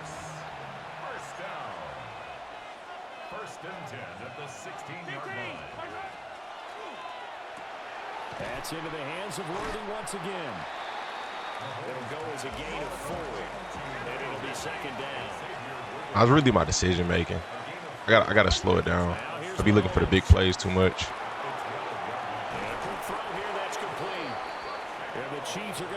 Instead of just reading them, thinking, dunking.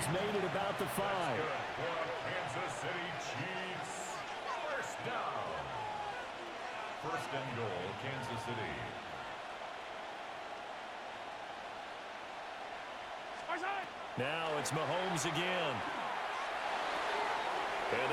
He get hit? Picked up by Nate Hobbs.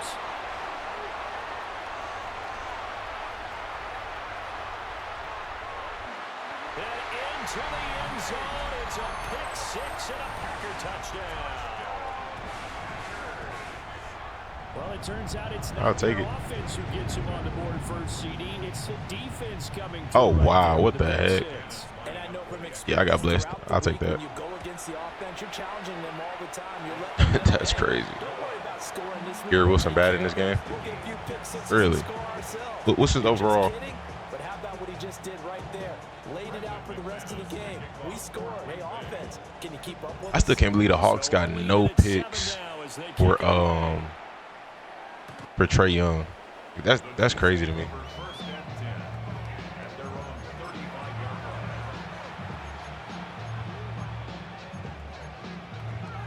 '86. The Chiefs offense about set to begin this drive.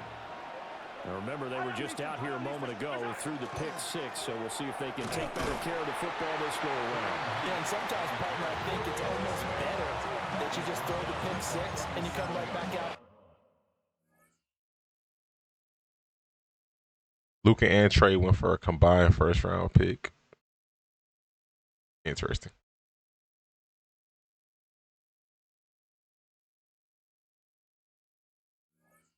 In the field, you're not over on the sidelines dwelling for it for very long. You're not hearing everyone say, hey, you'll get them next time. Hey, don't worry about it. All that stuff just goes right out the window. You're right back out on the field with a chance to atone. Yellow. I'll go 7-7. I was 80 Mitchell catching it. Crossing route into coverage. Madden being Madden. The Chiefs with the football as we start the second quarter. As they've got a 2nd and 8 forthcoming.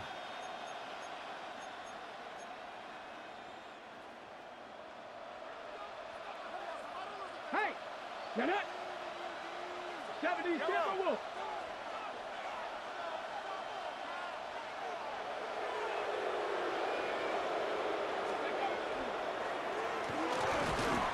And that'll be good for 8 yards to the 45.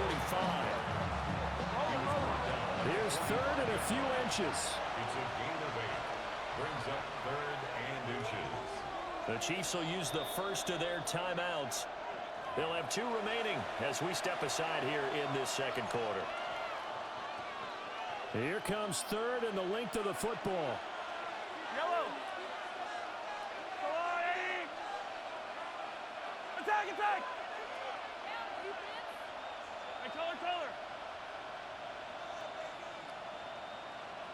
Right side. Come on, bro. Able to find the open man. That's complete. He just let him do that. Like, First down as they're able to get the 3rd down conversion. DPU made no attempt on that.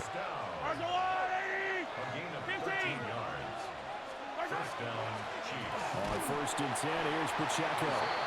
Trying to run inside, but nothing there. Officially, it's a 1-yard loss. That's going to bring up 2nd and 11. 2nd and 11 at the 43-yard line. Yellow. 180. Attack. Right side. Well, he tries to force it in, and it's intercepted. And the Packers are going to get the football here at their own 40-yard line. You don't see this often. A quarterback of his caliber, 2 first-half interceptions. It's absolutely surprising because it happens so rarely.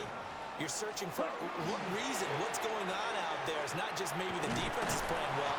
Is his horoscope off? His biorhythms? What is it? You had horoscope on us, David. Well, I was thinking maybe REM sleep was off. I'm trying to come up with something. Anything, right? 3. Ready. Now Love. Firing quickly, but it's incomplete. Well, nearly another interception there. That would have been 2 drives in a row with a pick. He's got to start taking care Hawks of on the it. Pels and Cavs first picks. Interestingly, Why did they not get the Wizards? That's weird to me. Was Trey Young going to be a free agent this offseason? Down. Hey, red, yellow, 22. Red, yellow. What the heck? That's crazy to me. Green jack. You, yellow.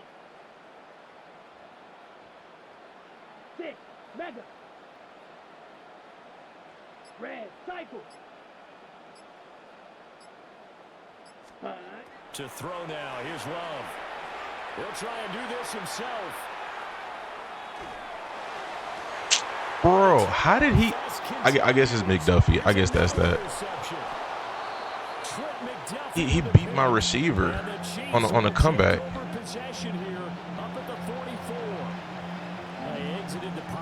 I don't be getting the logic on some of this stuff, dog. Unfortunately, it wound up in the wrong pair of hands. And Brandon, when you're on the run, sometimes your downfield vision can get skewed just a bit. Now, the beauty of extending a play is sometimes your receivers find their way open, but oftentimes you end up closing down part of the field and bringing those defenders to the ball. And that one was picked off.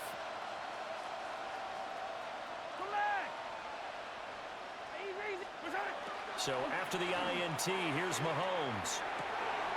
That's complete. It's Travis Kelce. And they will get him down. DJ and Kispert were on expiring contracts. What the heck? Right into the 2-minute warning.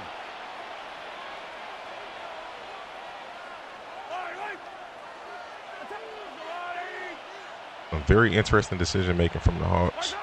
Now Mahomes. And that one drops down, incomplete. Good coverage there, forced the ball free, and it's second down. Mahomes going to throw. Now a run here off the RPO. He'll keep it. That one caught by Rice. And he gets this one inside the 15, just a yard or two shy of the 10. The catch and run, good for 24 yards. Now a 1st and 10 at the 11. 24-yard gain on the play. First down, Kansas City. Again, they'll throw with Mahomes. He'll drop this off to Pacheco. And he takes this into the end zone for a Chiefs touchdown.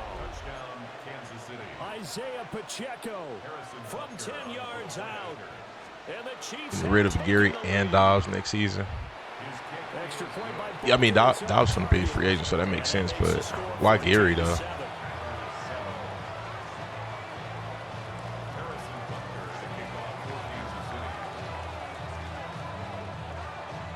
He sucks. Here's Butker on to kick it away.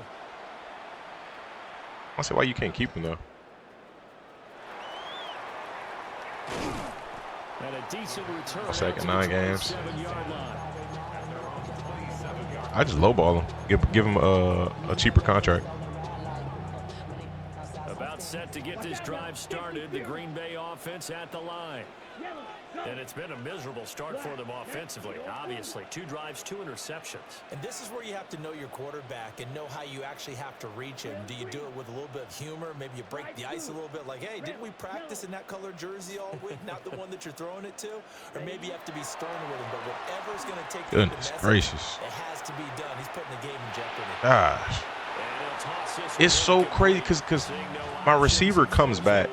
I don't understand how McDuffie was able to beat him. And this happens in multiple games where the corner will beat my receiver, but the receiver's already facing me, and the corner's running the opposite direction. It's not logical. That let me change my formation. Throwing. Love. Now he's going to step up and run. And Come that on, one going to bro. come up short. Low throw. They have to like what they've done defensively here at the outset of this drive. They forced a couple of incomplete passes, bring up a 3rd and 10. Don't be surprised to bring a little pressure on this snap. It's just Madden being Madden. Now they face a 3rd and 10 after back-to-back incompletions. Let's go. Yellow, 40, blaster, 6. Ready? Love now. He has it complete to Christian Watson. Down the right sideline. Christian Watson.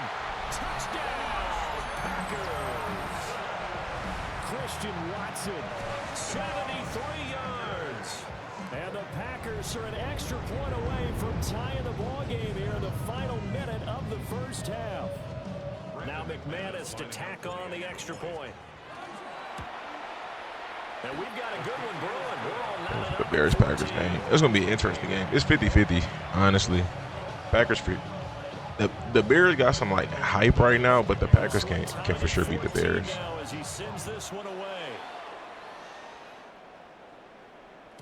And this will be a touchback as that sails over the end line.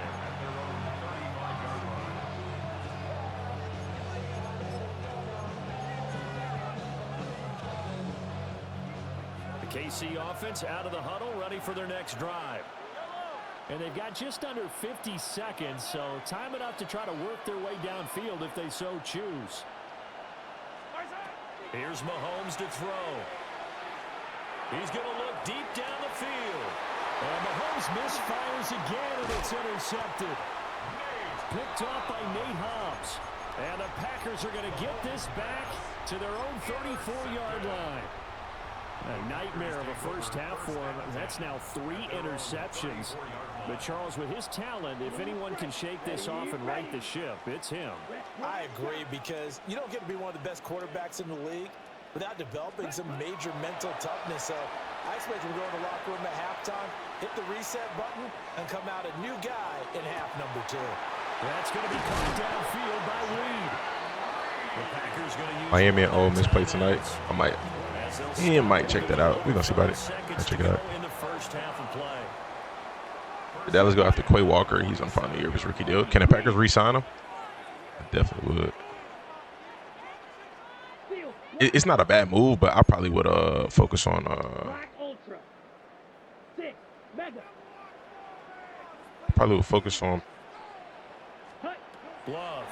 going a little younger maybe. That's caught inside the 20. And he will reach the 8-yard line before going out. And They declined it. 38-yard pickup. That's a great Interesting. work in the sideline right there. I love how he tracked the football the whole way. Just reached up and pulled it in. Had excellent field presence to understand where he was in order to make that play happen. Here's Love. Now he's got it. Now the Packers going to go ahead and use the second of their timeouts. BKD game winner. No, I got a notification for it though. I didn't see it. One thing you're hoping for when you run drag routes, you're able to hit a receiver in stride, and he can pick up a lot of yardage after the catch. But in this I can see the Packers still offering Quay a deal even though they declined his option. get a good head of steam going. I wouldn't be too surprised to see that happen. From the shotgun now. Here's an inside. Wow, great tackle. And he gets halfway there, down to the 1-yard line. They've gotten it to the 1. Can they get that final yard here on 3rd and goal? And he'll take this into the end zone for the Green Bay. Ravens requested to see Robert Saleh. Oh man, that's a good move. I said that the other day. That'd be a good move. I like him more than Raheem Morris. We're gonna see. I wouldn't mind seeing him or what's bro name? Him or Brian Flores. Either one of them two. 5 seconds remaining in this first half. Ravens the only reported team to request Flores too. Oh wow. Oh yeah. Well they look like they're being smart. That's what it looked like. To be determined, but reactions and predictions today. Oh, I'm glad. Thank you for reminding me on that. Yeah, for sure doing predictions today. Watch out for the deep ball.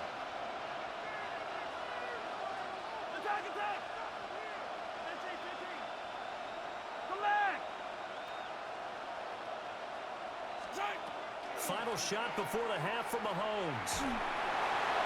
And this will be incomplete. 1 second left to go.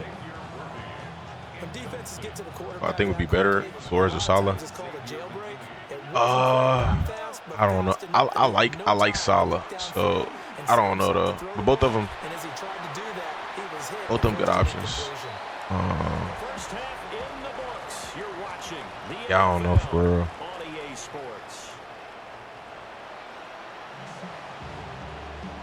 Depends on the staff they bring. That's important, but the big thing for me is like who, like will there be an immediate impact or change to that defense? You know what I mean? And who is going to have the biggest impact between Salah or Flores? Because that's really what you want turned around, like ASAP. They're going to have to bring a good OC in there, but yeah, get their next drive underway. As this offense takes the field to begin the opening drive of the second half. Revamping that defense is huge. Good through the air and really all around an outstanding offensive performance. Absolutely. They reached the end zone several times. The passing game working awfully well, and most importantly, partner. Yeah, they went to the tunnel with a lead. They come back out with that lead. Absolutely. NFL coaches, we know they're perfectionists in a lot of ways, but they had to like what they saw in that first half.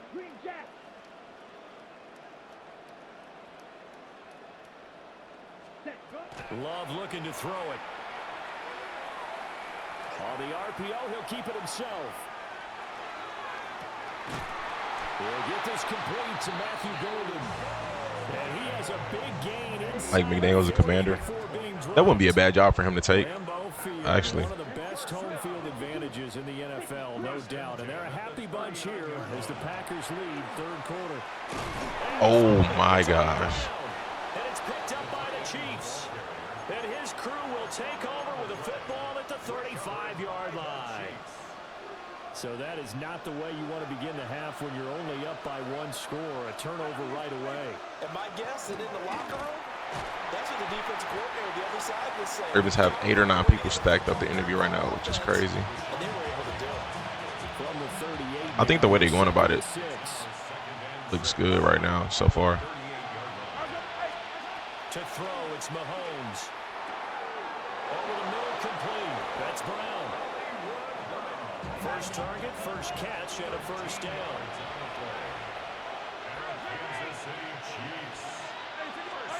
Working from the gun, Mahomes. And he'll dump it underneath to his running back, complete. And he's corralled, but not before getting it inside the 35.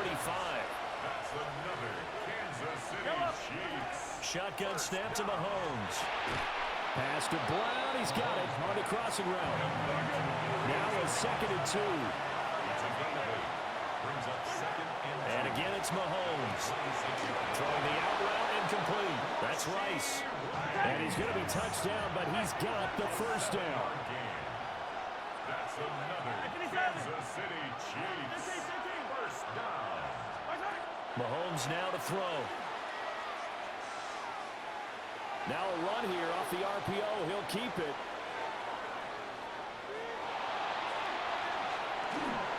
Nothing open downfield, so he'll throw it away. Well, defensively, they haven't let him just sit in the pocket and get comfortable, and that's opposite a lot of game plans in today's NFL. Ordinarily, you're trying to keep the quarterback hemmed in. In this case, they brought the heat, and if he flushes out, they're fine with that, and they force another incompletion.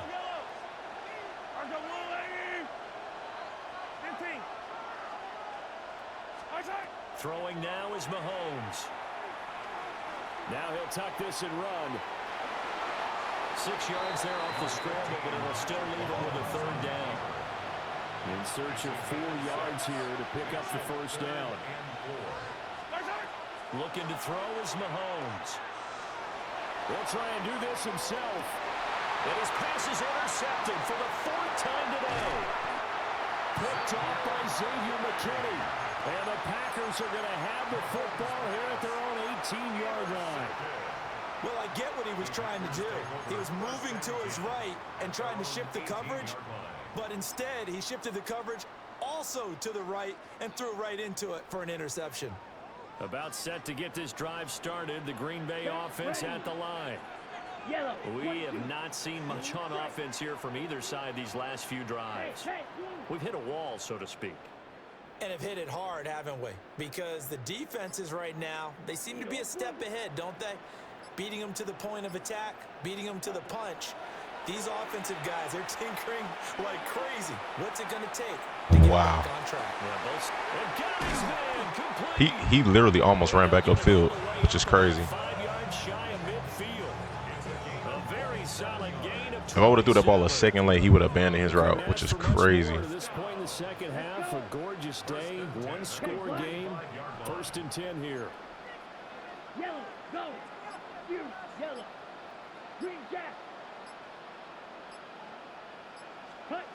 To pass, here's Jordan Love. He's going to take Come on, bro. And he's going to be intercepted a third time.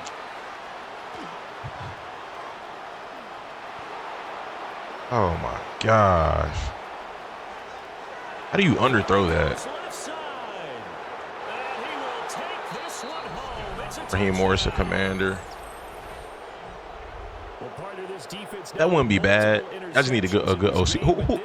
Y'all still got a Rivera head coach? Remember, they had a pick six on the other side, and now they get a pick six of their own. Yeah, they actually added to some of their nice play throughout this ball game. A good effort by them to secure another interception on this one. A better effort to take it all the way back for 6. And how about an exceptional effort to match their opposition's pick six from earlier in this game?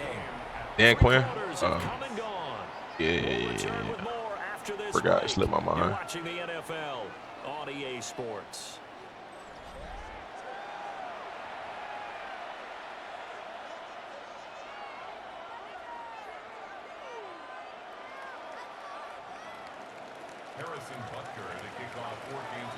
Now this one setting up for a great finish. All tied in the fourth as the kick's away.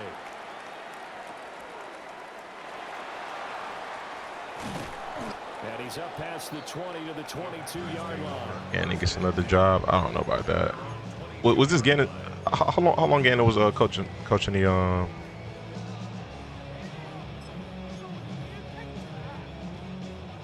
The Packer offense Cards. ready to get their next drive underway. I don't know, man. They will look to flush the memory of that pick six as we now have a brand new tie ball game here in the fourth quarter. Getting down to the good stuff. Drill green. 43 rail. Black shot. Slide blue. Smash red. Set hut. Love back to it here after the pick six. Pass caught. It's Romeo Doubs. Ball on the 30 now. Here's 2nd and 2. I don't really think did he have a winning season with the Cardinals at all? I don't know. A first carry for the all-pro running back. It's Josh Jacobs. As big of a play as we've had in this one so far. This is 3rd and 3. Brings up 3rd and 3. Claude red.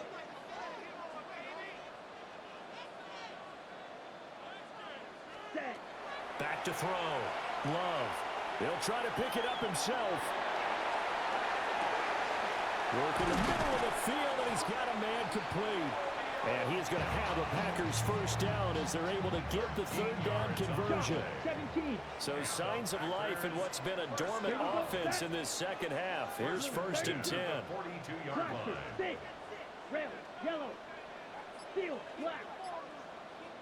Ready. Now Love. Goodness gracious. And the Chiefs are going to get him. The Mississippi State That caught me off guard, I ain't gonna lie. Jones with a sack there. It's now 2nd and 19 at the 32-yard line. White. Needle blue. Ready. Throwing on 2nd and long. Love. Now Bro, he can't throw? What the heck? What is? I need to check his deep throw rating. But it's 3rd down. Come on now, dog. We'll see where they go for this play call. Obviously tough in this spot, backed up. Now on 3rd and long, they'll look to throw. He'll try and do this himself. Now this thrown deep for Kraft. And this one incomplete. Remember Miami Ole Miss? Sound good. Intercepted. That would have been number 4. Sound good. Instead, it's 4th down. Striker, 3-3. Yellow, go. 52 blue, drill green. 6, mega. Red, cycle, blue, striker. Ready? To throw now. Here's Love. Good play. It's intercepted. Mike Edwards picks it off. And this one will be returned to right around the 38-yard line. having the week 1 reactions, like direct to all the games from week 2 and so on. I think that week I posted a full video of reactions. It got copyrighted, so it got blocked. I just didn't bother posting all the individual ones.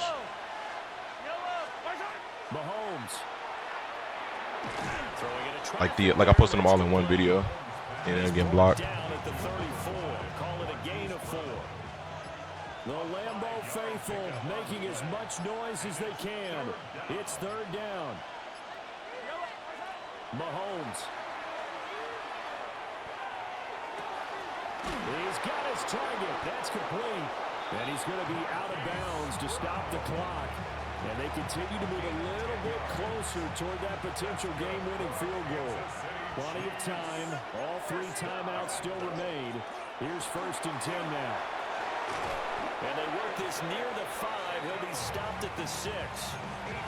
Probably had 60,000 thinking pass right there, including us in the booth. Yeah, no doubt about it. That was a big call, big guts on that one. And guess what? That run, it'll pay dividends. They'll run here with Pacheco. And the hole closes quickly here. Good game, good game. Watkins Jr. talking crazy. Touchdown would be nice, but you've ensured yourself a chance at 3 in the lead, so how worried are you about the 6? You're not very... And he's in for the touchdown! And in the final seconds, forget overtime, they've just likely won this thing in regulation. Extra point by Butker is on target. And they will take a 7-point lead.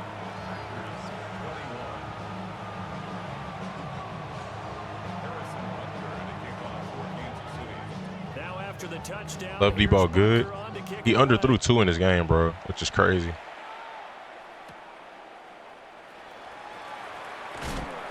Some hitting going on now. This has been a tight game, and he takes a big shot there on the return. I don't know why.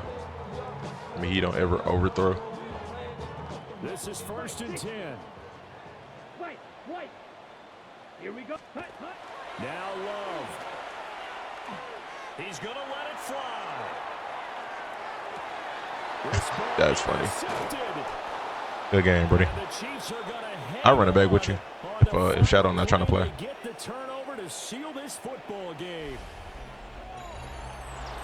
Well, that second half, Charles, a little bit different from the first. Not only did we have the lead change after intermission, but they were able to pitch the shutout in the second half and get an 83 D-ball accuracy. That's trash. What the heck? That's not quite how I see.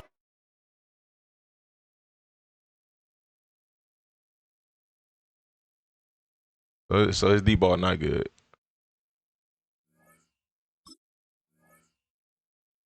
Shadow, you trying to play or not?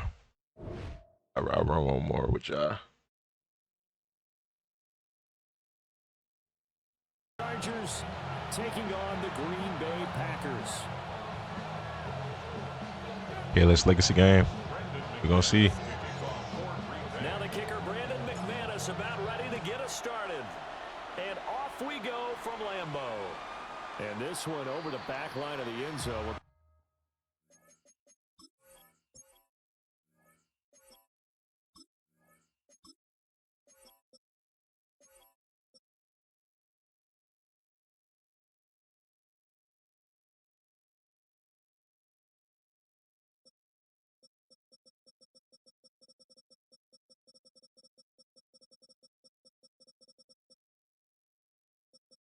Y'all suck in terms of stamina. Crazy.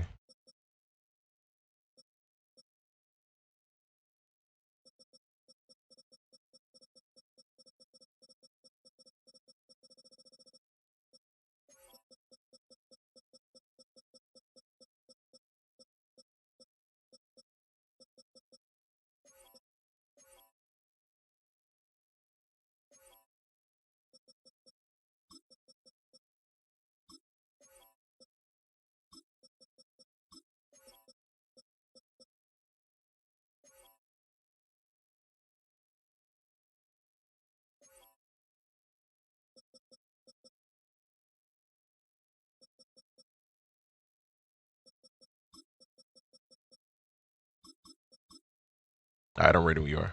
Look at 25, the 80, the 90. Yeah. Overall, though, his throwing is much better than CJ Stroud, but I don't know, his deep accuracy at 89. That's not bad. That's pretty good. It's pretty solid. It ain't great, but it's not bad. It was Marcus May on the Chargers. That's the safety, right? Sound familiar? One last game, Ja did.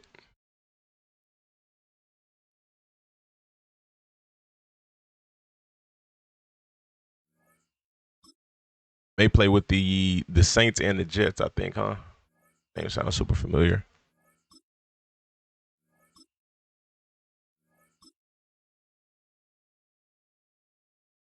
You definitely don't want to give him a shot at returning it. That's obvious. So the ball will come out to the 30.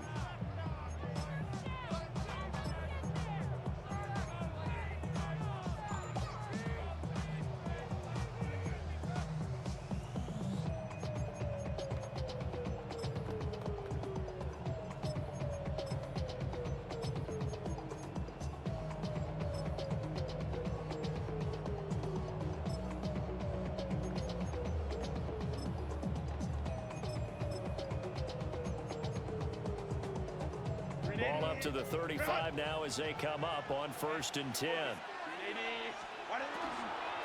On the ground, this is Amari and Hampton. And able to break one. Lions reached out to Mike McDaniels for the OC job. Oh, that'd be a good fit. Easy. That's another easy role for him. They already got some guys. Snap for Herbert. To the left side, he's got McCarthy. And he's going to get this down to the 35-yard line. That'd be big, man. Situations. Gotta choose a good situation.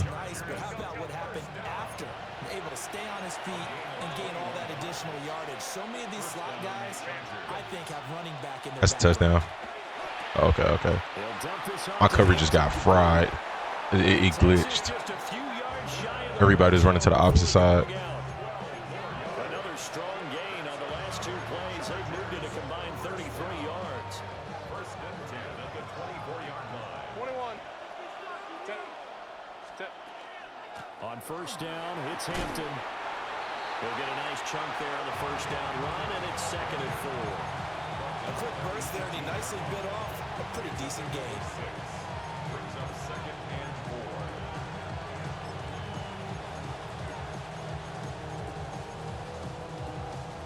4. 4 receivers now, 3 to the right, 1 to the left. 2nd down and 4. Again, it's Hampton. And they go the wrong way here. Knocked back to the 20. Now 3rd down and 7. A loss of 2 yards. And it's 3rd down. Baylor tight. 59. Herbert. And this pass broken up. The contact well timed there. And now 4th down. That's a good job there creating the contact to force the incompletion. And now since it's 4th down, that should set up a field goal situation. And a nice sigh of relief defensively to be able to hold them to 3. And this one is right through. And the Chargers grab themselves a 3-0 lead. In the end, the opening drive, Charles does yield points. Maybe not the touchdown that they wanted, though. Yeah, but bottom line, they wanted to get something out of that drive, and they did that. 3 points, they won't turn that down at all. And that is over the back line of the end zone. It's a touchback, and they'll bring this out to the 35-yard line.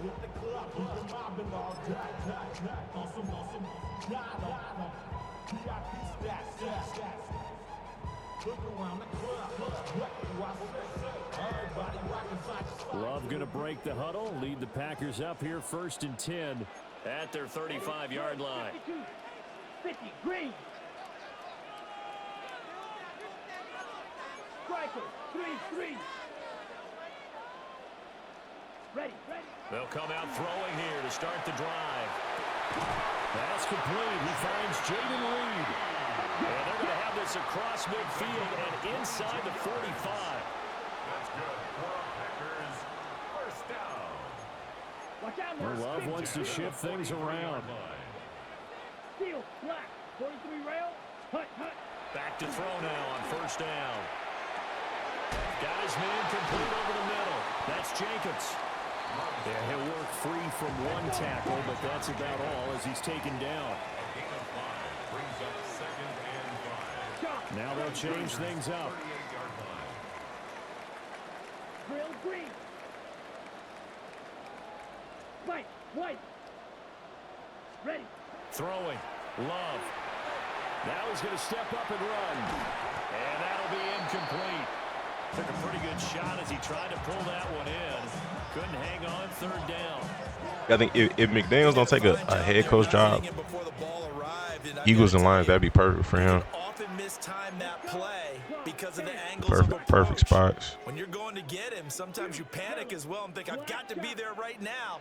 Instead, in this case, timed it perfectly and knocked it free.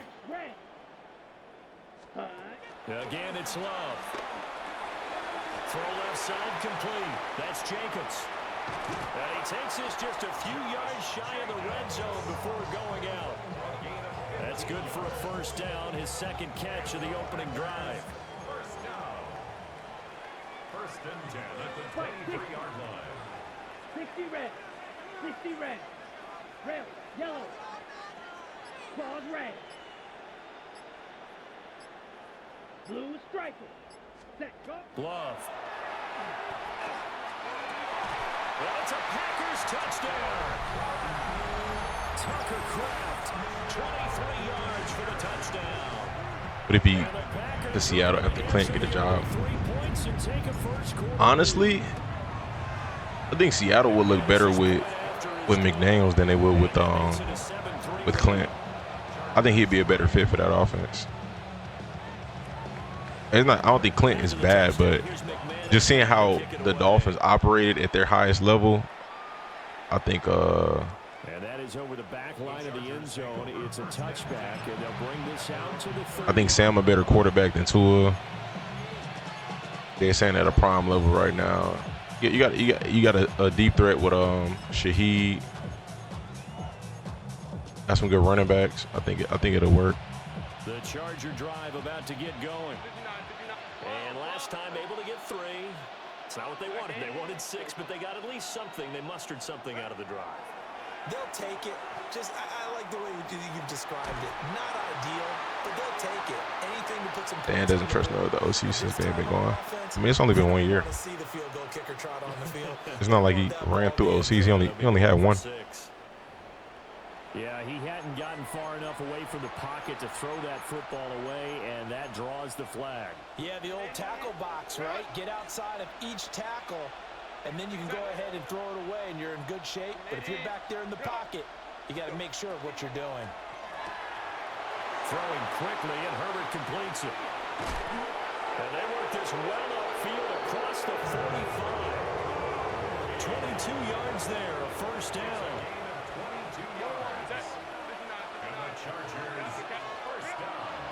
Play action. It's Herbert. Packer pressure, and down he goes. Rashawn Gary that time fighting free and getting to the quarterback. After 7-3 the score on EA Sports. Charger football to start quarter number 2. As they've got it facing a 2nd and long situation.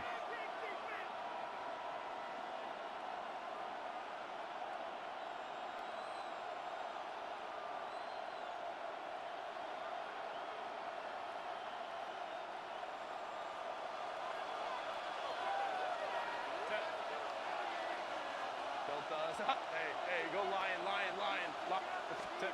Back to throw here, Herbert. It's caught by Davis. And this is going to result in another first down as the tackle's made at the Packers' 41-yard line. The Chargers first down. Now, quick throw there is incomplete. This offense will make Lamar have the best QB season of all time. Setback though for this passing game. They have been moving well this series. Good thing for them though. Still 2 more downs to connect and try and pick up another first down. Hey, go Lion. Hey, Kappa. Hey, easy. We'll go. Here's Herbert. He's got the hook up downfield to McConkey. And down to the 20 he'll go before heading out of bounds. 22 yards there, a first down.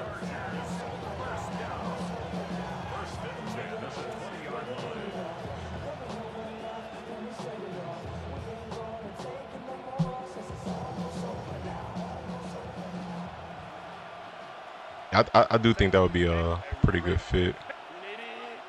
Again, Herbert. Throw over the middle, and it's caught by Johnston. And the Chargers are going to have a first and goal as he's taken down at about the 8-yard line. Now it's Herbert. On the RPO, he'll keep it himself. And that throw behind his man, he missed him, incomplete. That was an interesting look there because as soon as he got outside the pocket, I thought he was going to take off and run for yardage. But what often happens now with these quarterbacks who can move, defenses want to try and keep bodies in front of them, and I think that discouraged him from taking off and made him try a pass downfield that fell incomplete. And that is incomplete. A lot of force bearing down on him there. He could not hang on. It's third down. He was trying to get that one out to his running back out of the backfield, but that one was read and timed perfectly, and they were able to break it up. Baylor Tiger. Hey, Ram. Delta. Hunt. Baylor Tiger. Baylor.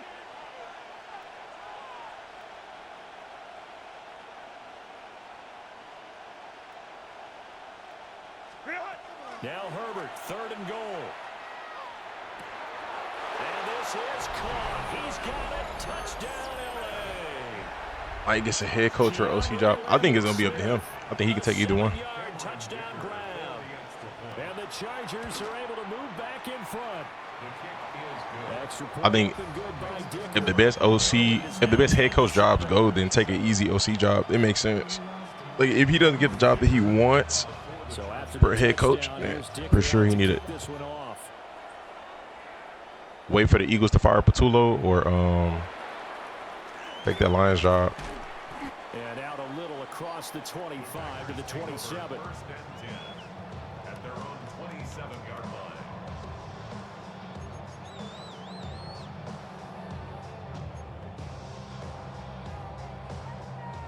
About set to get this drive started. The Green Bay offense at the line. A lot of time for this unit to game plan on the sideline after that drive that they watched the other side just score. But remember, last time they were out, they scored as well. We'll see if they can seize that momentum right back. And they haven't had a lot of time to pull off from reaching the end zone the last time. So have they been able to keep themselves mentally sharp and into this game, even though they haven't been on the field? And you and I both know, one big play, though, gets them right back up to that level.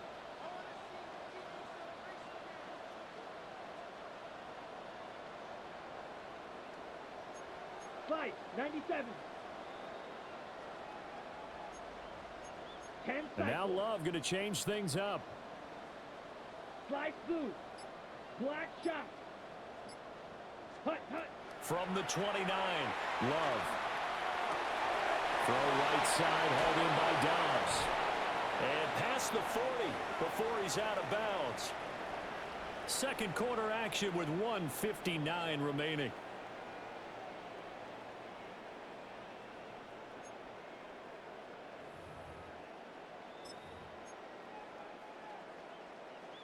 On the set. Ready. Yellow, 43. Drill, 52.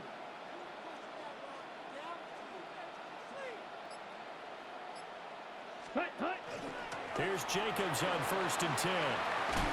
Come on, man.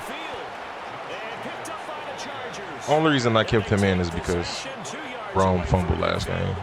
I was like Rome Golden fumbled last game. I would have took him out. Season we were going going to the different training camps and visiting teams, and we always would see the running backs working out and going through those gauntlet drills, and guys either slapping at the ball or the machines. You got to learn to take care of it. Yeah, they lost it there. Big fumble. The 20, 5, and he takes it in for a charge. Dante made Jacobs fumble. Yeah, super realistic. It is what it is, though. 48 yards. And the Chargers are able to Underrated receiver, Michael Wilson. Michael Nice. Sure. Extra point up and good by Dicker. And his guys will take a 10-point lead.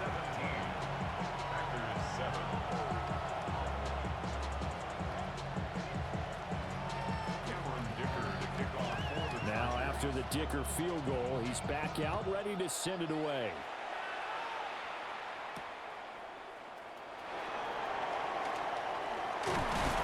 And he'll take it up past the 25 to the 26-yard line.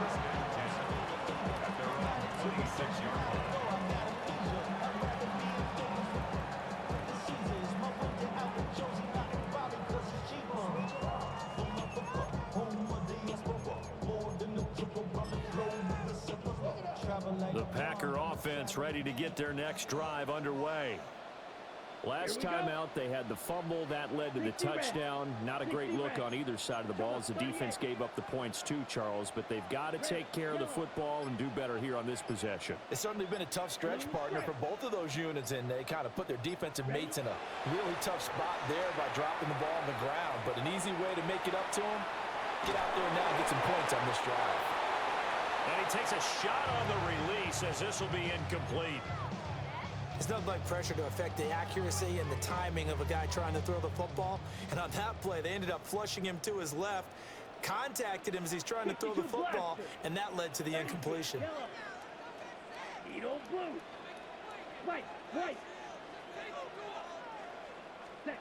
Love looking to throw it.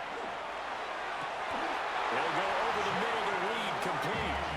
And he's going to be dropped quickly right there at the 48, a couple yards shy of midfield. First down. 17. First and 10 at the 48-yard line. And now an audible here into something else. Black Ultra. Green Jack. Ready. Love now. That's to Kraft, the tight end. And he's going to get this one down to the edge of the red zone. First and 10 here, and if they could just get 3 out of this, something about whittling it to a one-score game at half that might provide a psychological boost. 10 at the 20-yard line. Black shot. Smash. Red.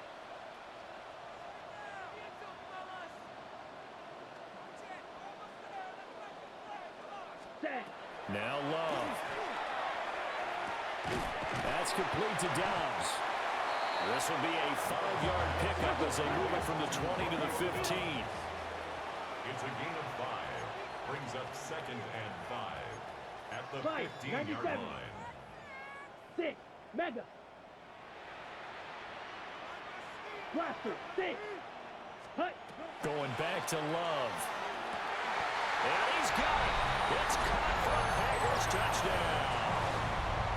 Tucker Kraft as the first half is winding down. And the Packers are able to cut into this lead in the final seconds of the first half. McManus now for the extra point.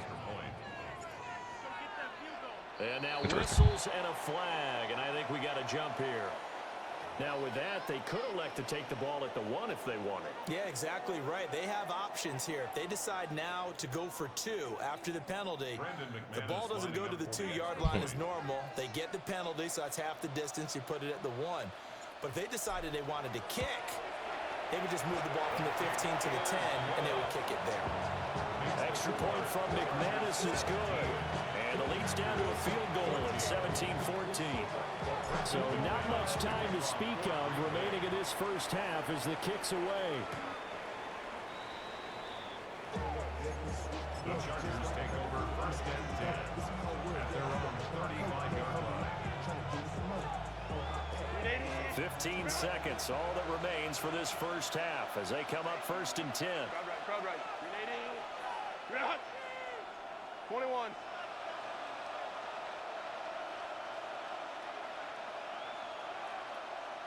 Hey, go Lion. Hey, Ray. Set. Justin Herbert looking to pass. That's crazy. Open receiver complete. Touchdown, LA. Keandre Lambert-Smith. Imagine Texans got Mike. Oh, I didn't even think about that. That'd be a good destination. That did not cross my mind. Him or Cliff. Both of those would be cool. Be better than what we got right now. So just 8 ticks remaining here in the first half as they'll kick this one away.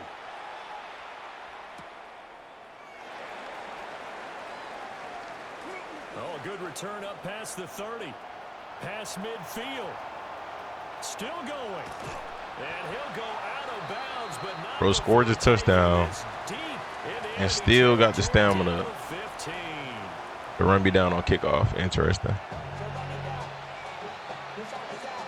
Yeah, that'd be dope. I'm pretty sure we're not gonna hear nothing about the Texans doing that until after the playoffs, because I think that's a bad look.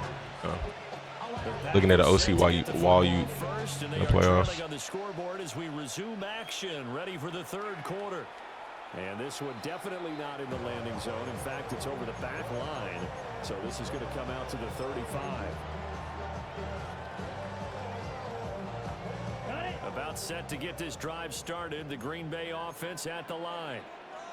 This offense, Charles, had a strong first half throwing the football, at least in terms of yardage, but that hasn't translated so far on the scoreboard as they begin the third quarter here, trailing and looking for a little momentum. Yeah, you're right about that because, let's face it, in the first half, most of their focus was in the passing game. And to their credit, resulted in a healthy amount of yardage. So I would think that at halftime, they're going to anticipate that defense loosening up a little bit to try and cover the passing lanes.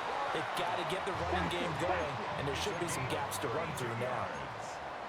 And the Packers first down. Love, he's going to change the play here. At the 33-yard line. Yellow. Drill green. Red, yellow.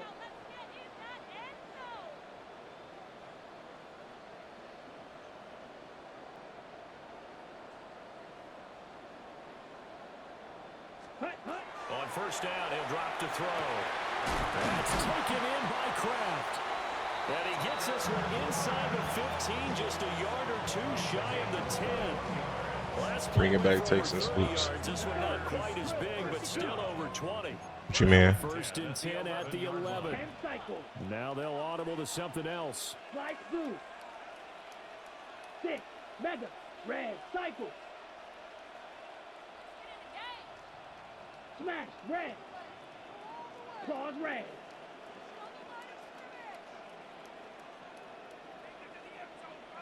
Black shot. To throw now. Here's Love. The blitz. Gets there and he goes down just inside the 20 at the 19. They'll wind up losing 8 on the sack there. And it's second down. On the ball. Oh, probably not. I ain't gonna lie. Love throws way better than Stroud. I just need to Watch out now. 50 Fury. Black just need to play more of that shit. Blaster, 6. Ready. Love from the gun. Toward the end zone, but that's going to wind up incomplete. Well, he's been targeted quite a bit on this drive, and finally I think the guys on the defensive side, they said no more. They slapped the double coverage on him, made it very tough for him to get the ball. An incomplete pass on that last play, and that means they'll need to come up with something here on third down. 95. 22 needle. 5, 52 blaster. Come on, man. Here, flag down. I think one of the Packer linemen was moving. So the false start certainly doesn't help matters as they'll try again now. Third and long. Trouble, 38. 60 red. Green jack. White, white. Needle blue.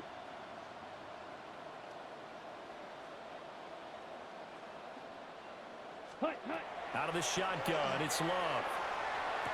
Oh my gosh, that was a bad throw. Good catch. Bad throw. I just got deja vu. Very interesting feeling. Executed there offensively. Defense looked a little confused, but he found his receiver, and that one good for 6 points. If that ball was perfect, it would have been. He would have hit him like in stride, no contact. But it was definitely a bad ball.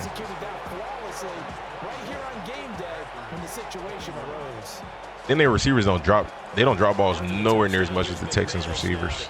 Only bad part is the fumbles. I rarely ever fumble with the Texans. I got 2 in a row. 2 games in a row fumbled. But they for sure better. What's up, Roland? How we doing? How we doing? And maybe some renewed pressure on this unit following the touchdown a moment ago. It's back to a 1-score game.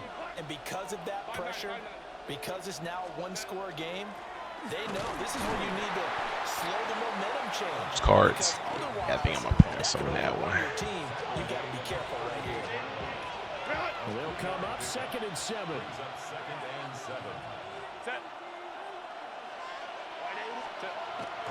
Herbert off of play action.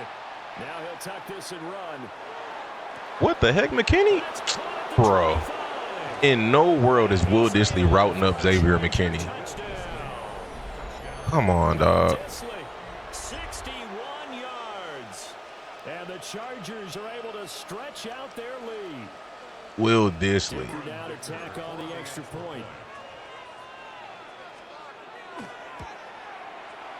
And his guys will take a 10-point lead.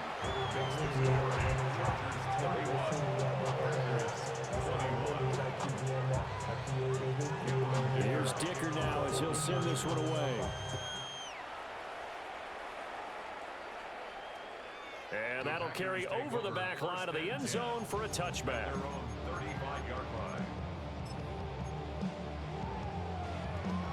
The Packer offense ready to get their next drive underway.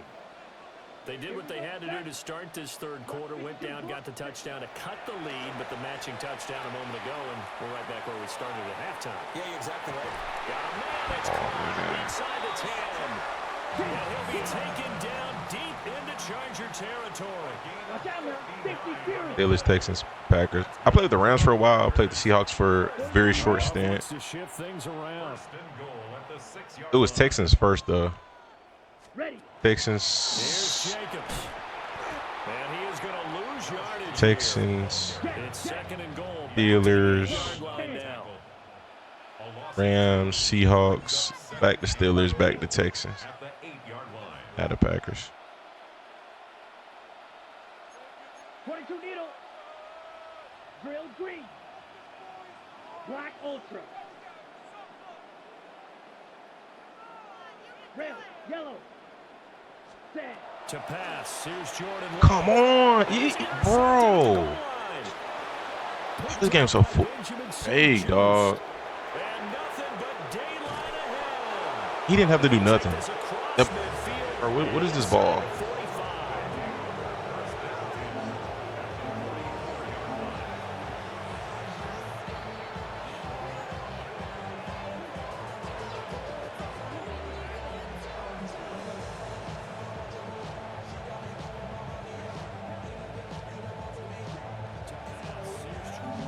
Do it straight to him. And it's not an out route. That's a go route. Come on now, bro.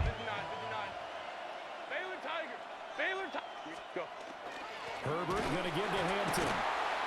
And the big boys up. I haven't heard one rumor with Geno. They'll lose a yard there, and it's 2nd and 11.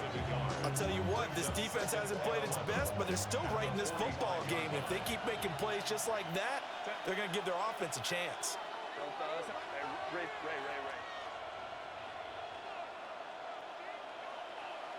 In motion right is Davis.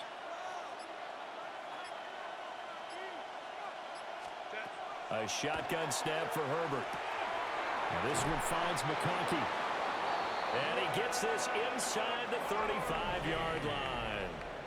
So both teams trade touchdowns, and the third as we're through 3 quarters of play.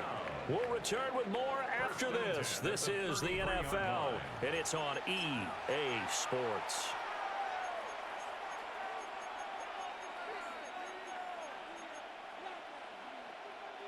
So they'll come up 1st and 10 now from the 33. Hey, easy. OP. They'll work inside here. Hampton. And he's going to get a solid gain of 9 before being brought down. 2nd and right at a yard. Well, at this stage, that's exactly what you want offensively. Good run on 1st down. Stay in bounds. Keep that clock rolling. And look at that play chart that the play caller has in his hands right now. That's what you got to focus in on, because that's divided up by sections. And right now, he's looking at that 4-minute offense section.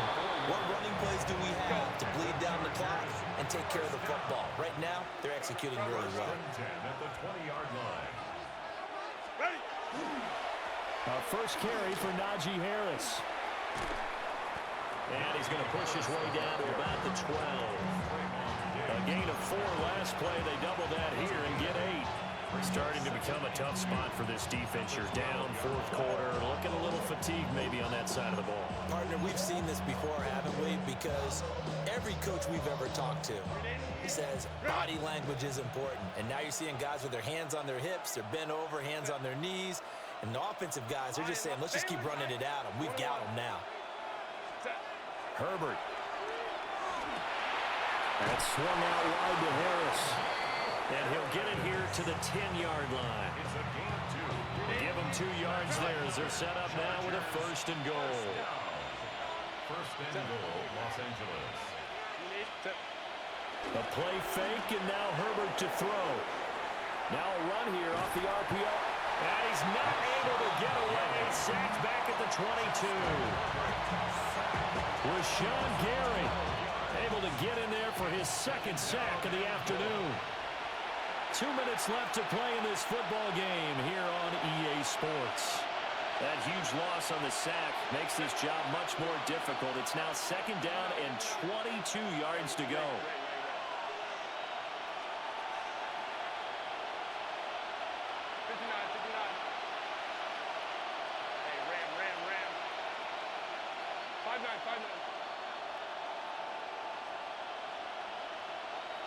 Let's go. Herbert. To the sideline, and that is a heck of a catch as he was able to get both feet in. A lot of tired bodies on that field, but this is a big play, 3rd and goal.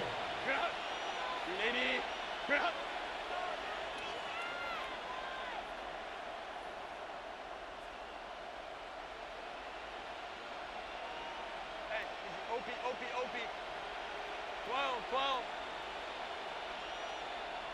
Now movement up front. I think they're going to get one of the Charger linemen. That flag, that'll push him back 5. A bad time for a false start penalty as they're backed up now for 3rd and goal. Baylor Tiger. Let's go. 12. Let's go. Now Herbert. And that is incomplete. I see the surprise in your face there, partner. That is a rare incompletion from him. He's been on point this entire game. He has percentage completion-wise way up, not that time. So they settle for just the 3, but clearly right now anything helps trying to salt this one away in the 4th. Without a doubt, obviously a touchdown probably would have been the final nail to finish this thing off, but they still ate up time, got points. So while it's not mission accomplished, it's darn close. And he's going to be stopped cold. Good coverage there by the kick team to bring that return to an abrupt halt.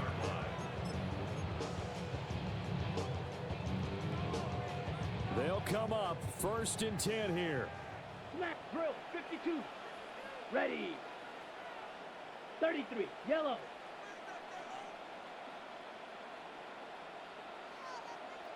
Blaster, 6. Cut. Love. Able to find his man, Kraft. And he goes out of bounds just shy. He's getting requests from the Ravens and Titans. The Ravens interviewing everybody. Goodness gracious. If they want to get back in this game. Absolutely agreed. They have to up the tempo in this case, down a couple of scores. Want to make sure they have a chance to win this ball game. Now Love. Now he's going to step up and run. Come on. Intercepted, and that should do it. Good game, Brady. Bro's wide open. Like, what is that? It's a pick six and a Charger TD. So a fourth quarter pick six here, and that one might Bro, put this what? game out of reach, CD. I certainly agree with that, partner, and I know one thing, though. That team that just got the pick six, they're going to keep playing until this one's over. Happened to the December. What do you mean? Looking to get another one. Chargers will line up for the two-point conversion. After the turnover, here's Herbert. Oh, what a heck of an effort there as he'll make the diving catch. And there's a quick momentum swing. INT return for a pick six. And then the Just need to play online more. I haven't. I literally only time I play Madden is when I've been playing on stream. Extra point block team going into the Ain't game. really been playing against nobody else. That's a great position for them to Gotta be get back in, on it. trying to score against that team. A little bit disjointed. Oh, a good-looking return set up here. He's past the 30. He will score. Touchdown. It's been a back-and-forth game. A lot of points on the board, and that return right there kind of indicative. Like the amount of games I probably played when I first got this versus what I played probably in the last month or two. But just like in boxing, you know the blow Probably played like 1/3, maybe 1/4 of the same amount of games. I was on here heavy, when it comes in special teams. especially before I downloaded 2K. I was on this. This is all I was playing. I've been to return this one as it's through the end zone for a touchback.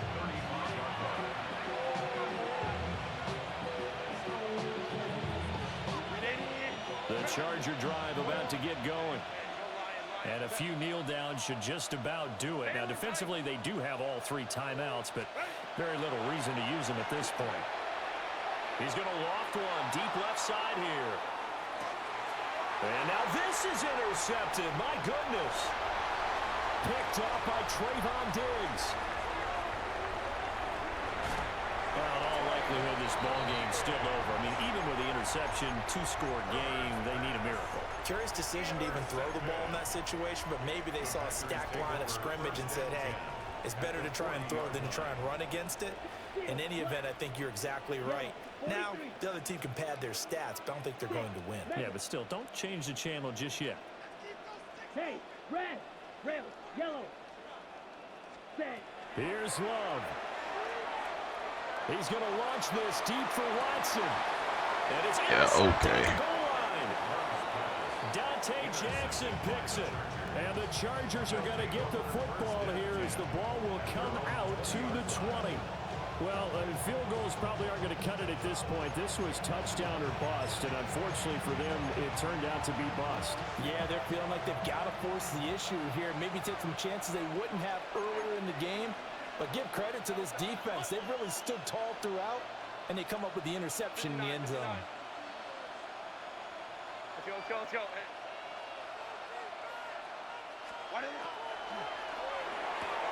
Looking left side, and he's got a man. That's Johnston. And he'll have this past the 30 prior to going out of bounds. So they'll come up 1st and 10 now from the 33. First down. A gain of 13 yards. And the Chargers. They're going to pass here with Herbert. He's got the tight end. That's Gadsden. The Chargers going to signal for the first of their timeouts. That'll leave them with 2 remaining. We'll be back after this. Chargers first down. A gain of 19 yards. First down, Los Angeles. Herbert now. And this is intercepted. He was trying to get it to Davis. Picked up by Trayvon Diggs. And the Packers are in great shape here as they take over at their 46-yard line. Two-score game. They're gonna make us weird today. That pick, it kind of keeps the door ajar, doesn't it? It does, and you wonder about their strategy because with a two-score lead, you would think maybe you're just sitting on it and trying to drain some clock. It's almost like they felt like, hey, we've got a good cushion. We can keep pressing it. It ended up costing them. Oh, bro. Let me get him back in his spot. Oh, my gosh. Blue, go. Yellow, hey, blue. Whatever. Blue striker. White, slide blue. Drill green. Now problems right out of the gate. We're going to get a delay. Of course, that flag accepted, and it backs the ball up 5 yards. Penalties not what they needed here. 1st and 15. And now Love going to change things up.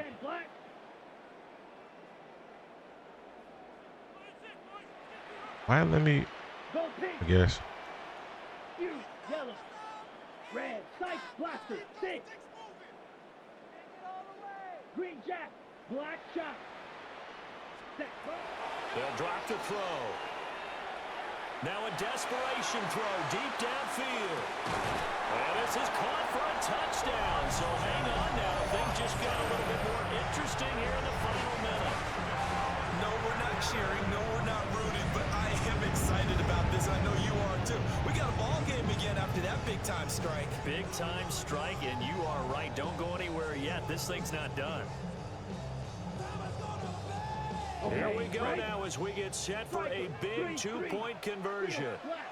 Let's go. The Packers will set up for the 45, two-point conversion. Black ultra. Hut. Love looking to throw it. And no, it falls incomplete. So the two-point conversion no good. Chargers 42. So still a small chance here with a little over 30 seconds to go, but they're definitely going to need this one to bounce their way.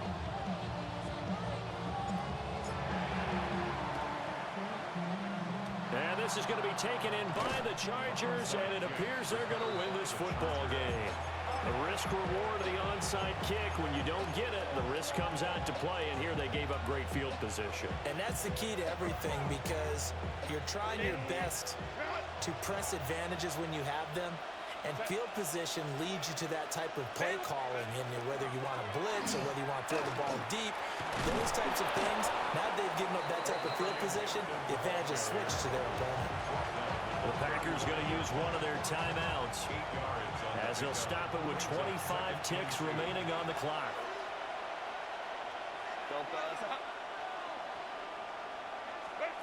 With the late lead, Herbert's going to throw it. Completes it to Davis.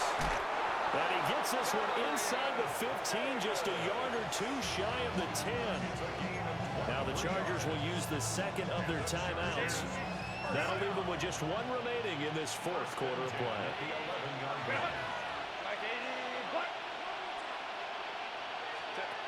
Herbert now to throw. Bro's just standing there.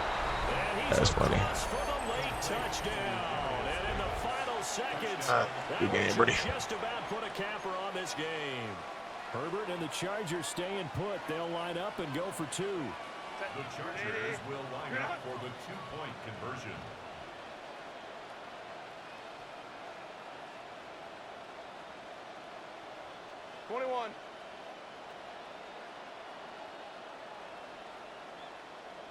Go. And he's got it. So the two-point conversion is good, and they add on to their fourth quarter lead. Packers 34. Cameron Dicker. So after the touchdown, here's Dicker out to kick this one off. And this will not be returnable. It's out of the back of the end zone for a touchback. First and 10 at their own 35-yard line. Here's first down. Set, smash, red. 33, yellow. Go pink.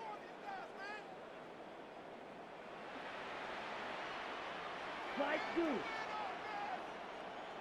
Fury, yellow. Set. Here's Love. That's to Kraft, the tight end. And he's able to get this to the 40-yard line before he's out of bounds. Oh, that was a nice job there. Quarterback and receiver reading the pressure that was brought. They both knew it was going to open up the middle of the field. Nice little shake and bake in the line of scrimmage, got right into his route. And the quarterback hit him in stride, and he was able to run free after the catch. Love now. And that will be incomplete. 4 ticks left here on the clock. You get into these 2-minute drill situations, and you often got tired legs on the offensive line. But these defenders, they've been rotating in and out, and they're a little bit fresher and quicker. And the pressure there forced the incompletion. Red, yellow, black shot. Black ultra.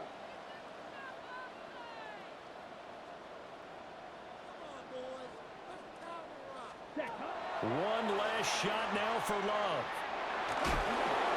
And that will be incomplete. Good game, good game. Has run out on this football game.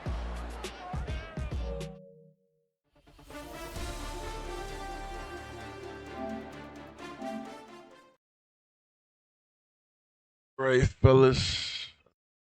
Call it.